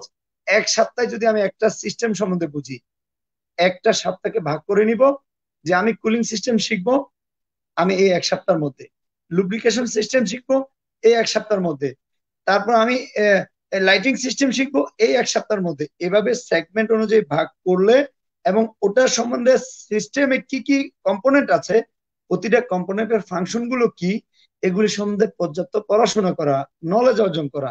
নলেজ যদি থাকে ভিতর থেকে ভীতিটা চলে যাবে, আর নলেজ না থাকলে তার ভীতি কখনোই কাটবে না। শুধু অটোমোবাইলে না, এটা প্রতিটা সেক্টর একই, আপনি টেক্সটাইল বলেন, মেকানিক্যাল বলেন, ইলেকট্রনিক বলেন, প্রতিটা সেক্টর কিন্তু একই অবস্থায় চলে। তা আমার মনে হয় এই ভীতি দৌড়ানোর প্রথম এবং ফান্ডামেন্টাল ইস্যু হলো আমাকে আগে জানতে হবে ডিটেল। একটু জানলাম, ওই যে ভাইয়া যেটা বললেন যে মোবাইলের, আমি শুধু ছবি দেখে মোবাইলটা কিনে নিলাম, ইস কি সুন্দর ছবি আসতেছে, কিন্তু তার স্পিড কি আছে, র্যাম কি আছে, ক্যাপাসিটি কি আছে, এটা সম্বন্ধে না জেনে আমি কিনলে তো অবশ্যই ধরা খাবো। সেম থিং, আমার যদি একটা যে কোনো প্রফেশনের ইঞ্জিনিয়ারদের, তার যদি সিস্টেম সম্বন্ধে ডিটেল না জানা হয় আসলে তার পক্ষে কখনোই সম্ভব না ভীতি দৌড়ানো। আমি সবাইকে অনুরোধ করব, এট ফার্স্ট স্যালারির দিকে কেউ তাকাবেন না, আপনি কি পাচ্ছেন এটার দিকে তাকাবেন না, আপনি তাকাবেন আমি কি শিখছি। আমি লাইফে 3 বছর 2 বছর একটা টাইমকে সিলেক্ট করব, এই টাইমটা আমার পড়াশোনার পরে প্র্যাকটিক্যাল এক্সপিরিয়েন্স গ্যাদার করার জন্য ডেডিকেটেড দিব। ইনশাল্লাহ আমরা পারবো। আর আমার মনে হয় মোহাম্মদ আলী স্যার যদি আমাদের লাইভে থেকে থাকেন, মোহাম্মদ আলী স্যার কিন্তু আমার টিচার, আমি ওনার কাছ থেকে পর্যাপ্ত নলেজ নেওয়ার সুযোগ পেয়েছি। উনি আমাকে যথেষ্ট পরিমাণ গাইড করেছেন অটোমোবাইলে এবং ইন্সপিরেশন দিয়েছিলেন যে ইসমাইল তোমার দ্বারা সম্ভব, তুমি পারবা। হয়তো এই সুবাদে আজকে আমি ইসমাইল এতটুকু আসছি। হয়তো আমার আল্লাহর বিশেষ রহমত এবং স্যারের গাইডলাইন আমার মধ্যে অনেক ইন্সপিরেশন হিসেবে কাজ করেছে। তো আর এখানে একটা পয়েন্ট আমি একটু উল্লেখ করতে চাই যে আসলে অটোমোবাইলের ট্রেনিং বাংলাদেশে পর্যাপ্ত নেই। যেমন ভাইয়া বললো ইলেকট্রিক্যালের ট্রেনিং, ইলেকট্রনিক্স এর ট্রেনিং, বিভিন্ন ট্রেনিং কিন্তু যথেষ্ট আছে, কিন্তু অটোমোবাইল প্রফেশনের প্রপার ট্রেনিং বাংলাদেশে নেই। আমি যারা প্রফেশনালি ভালো অটোমোবাইলের নলেজ রাখেন, আমি এই ফোরামের মাধ্যমে সবাইকে আমন্ত্রণ জানাচ্ছি। আমরা একটা in house automobile professional training এর আমরা অ্যারেঞ্জমেন্টের দ্বার প্রান্তে। আপনার যদি কারো নলেজ শেয়ার করতে চান, কাউকে আপনার নলেজ দিতে চান, আপনারা মাল্টিব্র্যান্ড ম্যানেজমেন্টের সাথে যোগাযোগ করলে অথবা আমার সাথে যোগাযোগ করলে আমরা গেস্ট ট্রেনার হিসেবে আমরা নিতে পারি, অথবা পার্মানেন্ট ট্রেনার হিসেবে আমরা নিতে পারি, যিনি কিনা পর্যাপ্ত যদি নলেজ আমরা রেখে দিই। তো থ্যাংক ইউ। যদি এর মধ্যে আবার আমাদের রাহাদুজ্জামান সাহেব, আমার মনে হয় এখানে অটোমোবাইলে অনেকে দেখলাম নাবানা থেকে বিভিন্ন জায়গা থেকে সবাই ধন্যবাদ জানাচ্ছেন। আসলে ধন্যবাদটা তখনই কার্যকর হবে, আপনাদের কোশ্চেন গুলো কিন্তু খুব বেশি আমরা পাচ্ছি না, যদি আমরা এরকম স্পেসিফিক কোশ্চেন পাই যে স্যার বা ভাইয়া আমরা এই জিনিসটা জানতে চাই, আমার মনে হয় এই সময়টার মধ্যে স্পেসিফিক যদি কোনো কোশ্চেন হয় ইনশাল্লাহ আমরা উত্তর দেওয়ার চেষ্টা করবো। ইনশাল্লাহ উত্তর দিতে পারবো বলে আমার বিশ্বাস। সৌরভ ইনশাল্লাহ আগান পরবর্তী ইয়ে নিয়ে, কোশ্চেন নিয়ে। ধন্যবাদ। ধন্যবাদ ধন্যবাদ। স্যার, খুবই গুরুত্বপূর্ণ কিছু কথা বলেছেন আমাদের মাঝে। আসলে আমাদের প্রথম স্টেপ থেকে, ইঞ্জিনিয়ারদের প্রথম স্টেপ থেকে আপনি যে কথাগুলো বলেছেন, শুরু করতে হবে অবশ্যই আপনার হাতে কলমে কাজের ক্ষেত্রে। কারণ আমরা যদি হাতে কলমে, আমি আবারও বলতেছি, আমরা যদি হাতে কলমে কাজের ক্ষেত্রে না আগাতে পারি, তাহলে কিন্তু আসলে টেকনিক্যাল যে নলেজটা, টেকনিক্যাল যে দক্ষতাটা, সেটা কিন্তু আমাদের আসবে না। হয়তো আমি ম্যানেজমেন্ট বা খুব উপরের লেভেলে চলে যেতে পারবো একসময়, কিন্তু আমার তখন আমার গেদার করবে যে আমি টেকনিক্যাল নলেজটা আমার ভিতরে নাই। আমার তখন আমার কষ্ট হবে যে আসলে আমি এই জিনিসটা জানলাম না কেন। তখন আমি এই জিনিসটা যদি আমি এখন বুঝতাম, তাহলে কিন্তু আমি এখন প্রপারলি আমার ম্যানেজমেন্টটাকে চালাইতে পারতাম, যেটা কিনা আপনাকে দেখে আমরা শিখতে পারি। ধন্যবাদ স্যার। আসলে আমাদের সময় স্বল্পতা খুবই কম, আমরা শেষ পর্যায়ে এসে পড়েছি। ধন্যবাদ সবাইকে। আমাদের ভিতরে যারা যারা কমেন্ট করেছেন, খুব অনেকেই কমেন্ট করেছেন, আমাদের ভিতরে কমেন্ট করেছেন আবারও Mohammad Ali sir, thank you. Thank you Ismail. Ismail স্যারকে ধন্যবাদ জানিয়েছেন। আমাদের মাঝে আশিকুর রহমান আশিক ভাই আমাদের মাঝে কমেন্ট করেছেন, আমাদের অনেক ভালোবাসার মানুষ আলী স্যার। আচ্ছা, ধন্যবাদ। ধন্যবাদ আশিকুর রহমান আশিক ভাই। নাজমুল ইসলাম হাসান, পটুয়াখালী জেলার বিআইয়ের পক্ষ থেকে সম্মানিত অতিথিবৃন্দকে অভিনন্দন ও শুভেচ্ছা রইল। ধন্যবাদ। মাহবুবুর রহমান, ধন্যবাদ। মৃন্ময় হাওলাদার, ধন্যবাদ। ধন্যবাদ। এ কে এম অনিকুল ইসলাম আমাদের ভিতরে কমেন্ট করেছেন। ধন্যবাদ সোহেল সরকার, তারপর আশিকুর রহমান, মোহাম্মদ রিয়াজুল ইসলাম, এমডি নুরুল হুদা সহ যারা যারা কমেন্ট করেছেন, সবাইকে অনেক অনেক ধন্যবাদ। সবাইকে অনেক অনেক শুভেচ্ছা এবং অভিনন্দন। আজকে আমরা একেবারে শেষ পর্যায়ে এসে পড়েছি। আমরা এখন শেষ করতে হবে, যদিও শেষ করব করব বলতেছি, আসলে আসলে যতই কথা শুনতেছি, আমার শ্রদ্ধেয় ইসমাইল স্যার আছেন, সুভাষিক ভৌমিক, তার সাথে আজকে প্রথম আমার এই পরিচয়, এবং প্রথম কথাগুলো আমাকে অনেক অনুপ্রাণিত করেছে, এবং আমার ক্ষেত্রে, আমার কাজের ক্ষেত্রে, আমার নিজেকে আরো করার ক্ষেত্রে আমার অনেক অনুপ্রেরণা যোগাবে আমি মনে করি, এবং আমার সাথে যারা ছিলেন আজকে তাদেরও অনেক অনুপ্রাণিত করবেন। তো সবাইকে অনেক অনেক ধন্যবাদ। ধন্যবাদ ইসমাইল করিম চৌধুরী স্যার আপনাকে, ধন্যবাদ সুভাষিস ভৌমিক দা আপনাকে। অনেক মূল্যবান সময় আপনারা নষ্ট করে আমাদের সময় দিয়েছেন, ধন্যবাদ আপনাদের অনেক। না, অবশ্যই। হ্যাঁ, ধন্যবাদ। ধন্যবাদ আপনাকে। আপনাকে অসংখ্য ধন্যবাদ। আমি যেটা আপনার মাধ্যমে বিআই এর যত ইঞ্জিনিয়ার ভাইরা আছেন তাদেরকে ধন্যবাদ এতক্ষণ আমাদের ধৈর্য সহকারে শোনার জন্য। বাট আমি মনে করি যে, আবারও আমি যেটা ফিল করি যে পরিশ্রম, একাগ্রতা এবং নিজস্ব ইচ্ছা থাকলে আমরা ডেফিনেটলি ইঞ্জিনিয়ারিং সেক্টরে একটা বড় কিছু করতে পারবো। আমাদের কিন্তু ইঞ্জিনিয়ার হিসেবে মানুষ কিন্তু ইঞ্জিনিয়ার, ডাক্তার এই জিনিসগুলোতে অনেক গর্ব করে বলে। সো এই গর্বের জায়গাটা ধরে রাখার দায়িত্বটা আমাদের। কিন্তু ইঞ্জিনিয়ারদের দায়িত্ব কিন্তু শুধুমাত্র প্রবলেম ফিক্সিং না, নতুন নতুন ইনোভেশন গুলো আনা, ইনভেনশন না, ইনোভেশন গুলো আনা, যেগুলোতে আমার কাছে এটা মনে আছে অনেক আগে আমি বলেছিলাম যে ইঞ্জিনিয়ার শব্দের অর্থ কি। এটা আমার কাছে একটা বিশাল প্রশ্ন ছিল। অনেক আগে আমাকে একটা কোশ্চেন করছিল, ইঞ্জিনিয়ার শব্দের অর্থ কি। সেই কোশ্চেনটা আমি আপনাদের সবার কাছে করতেছি, যেটা নর্মালি আমার কাছে একটা বেস্ট সংজ্ঞা আছে। সেটা হচ্ছে গিয়ে, ইঞ্জিনিয়ার শব্দের হচ্ছে creative application of scientific knowledge efficiently and effectively. যাতে মানে আমরা যে সায়েন্টিফিক নলেজটাকে আছে খুব ক্রিয়েটিভলি ইউজ করা। সো শুধুমাত্র আমরা প্রবলেম ফিক্সিং না, আমাদের ইঞ্জিনিয়ারিং যে মাথা খেটে যদি কাজে ডিপে ঢুকি, তাহলে আমার নতুন কিছু আসবে। এবং সেই যদি আমরাও বাংলাদেশে, যেমন আমাদের ওয়ান অফ দ্য অটোমোবাইল সেক্টরে লিপু ভাই পুরো ওয়ার্ল্ড ফেমাস, লিপু ভাই যিনি গাড়ি ডিজাইন করে। আমি দেখতে চাই এমন একটা সার্টেন টাইম আসুক যেখানে আমাদের বাংলাদেশে নতুন করে গাড়ি ডিজাইন হোক, বাংলাদেশের কোন একটা বড় কোম্পানি বাংলাদেশে গাড়ি বানাক, বাংলাদেশের বড় বড় টেকনোলজি হোক, সব ধরনের, not only automobile sector, electrical, mechanical সবগুলো সেক্টরে বাংলাদেশ সব ইঞ্জিনিয়ার করুক। এবং যারা এইসব ইঞ্জিনিয়ার আছে পরবর্তী প্রজন্মকে যেটা করতে হবে, সবাইকে আমাদের নিজেদের সফট এবং হার্ড দুটো স্কিল ডেভেলপ করতে হবে, এবং সেটা ট্রেনিং এর মাধ্যমে করবেন। সবাইকে ধন্যবাদ। এবং কোনো সময় যদি আমাকে কোনোদিন প্রয়োজন হয়, আমি সর্বাত্মকভাবে হেল্প করার চেষ্টা করব আমার জায়গা থেকে। সো অ্যাজ এ ইঞ্জিনিয়ার ভাই হিসাবে সবসময় পাশে পাবেন। ধন্যবাদ।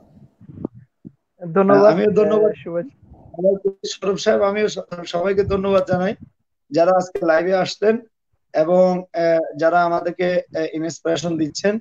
আর আসলে শিখার শেষ নেই, আমরা সবসময় শিখি, এই লাইভ থেকে আমরা শিখে যাচ্ছি।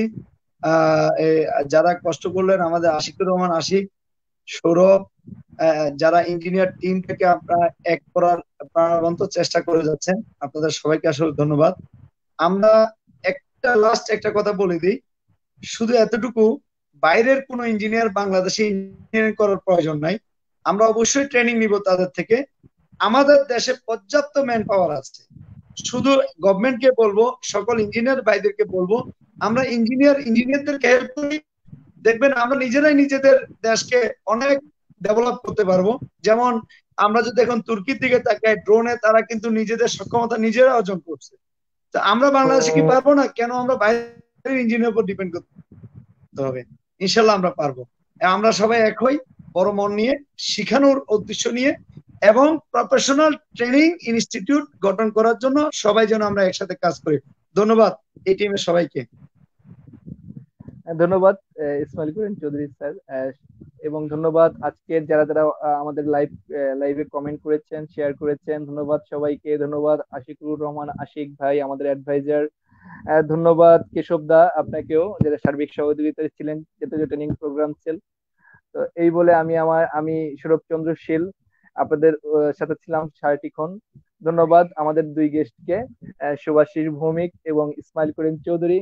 আমরা অন্য কোনো দিন, অন্য কোনো অনুষ্ঠানে, অন্য কোনো প্রোগ্রামে আপনাদের আবার পাবো আমরা আমাদের সাথে, এই আশা রেখে, এই আশা ব্যক্ত করে আজকের এই প্রোগ্রামটি শেষ করছি। আল্লাহ হাফেজ।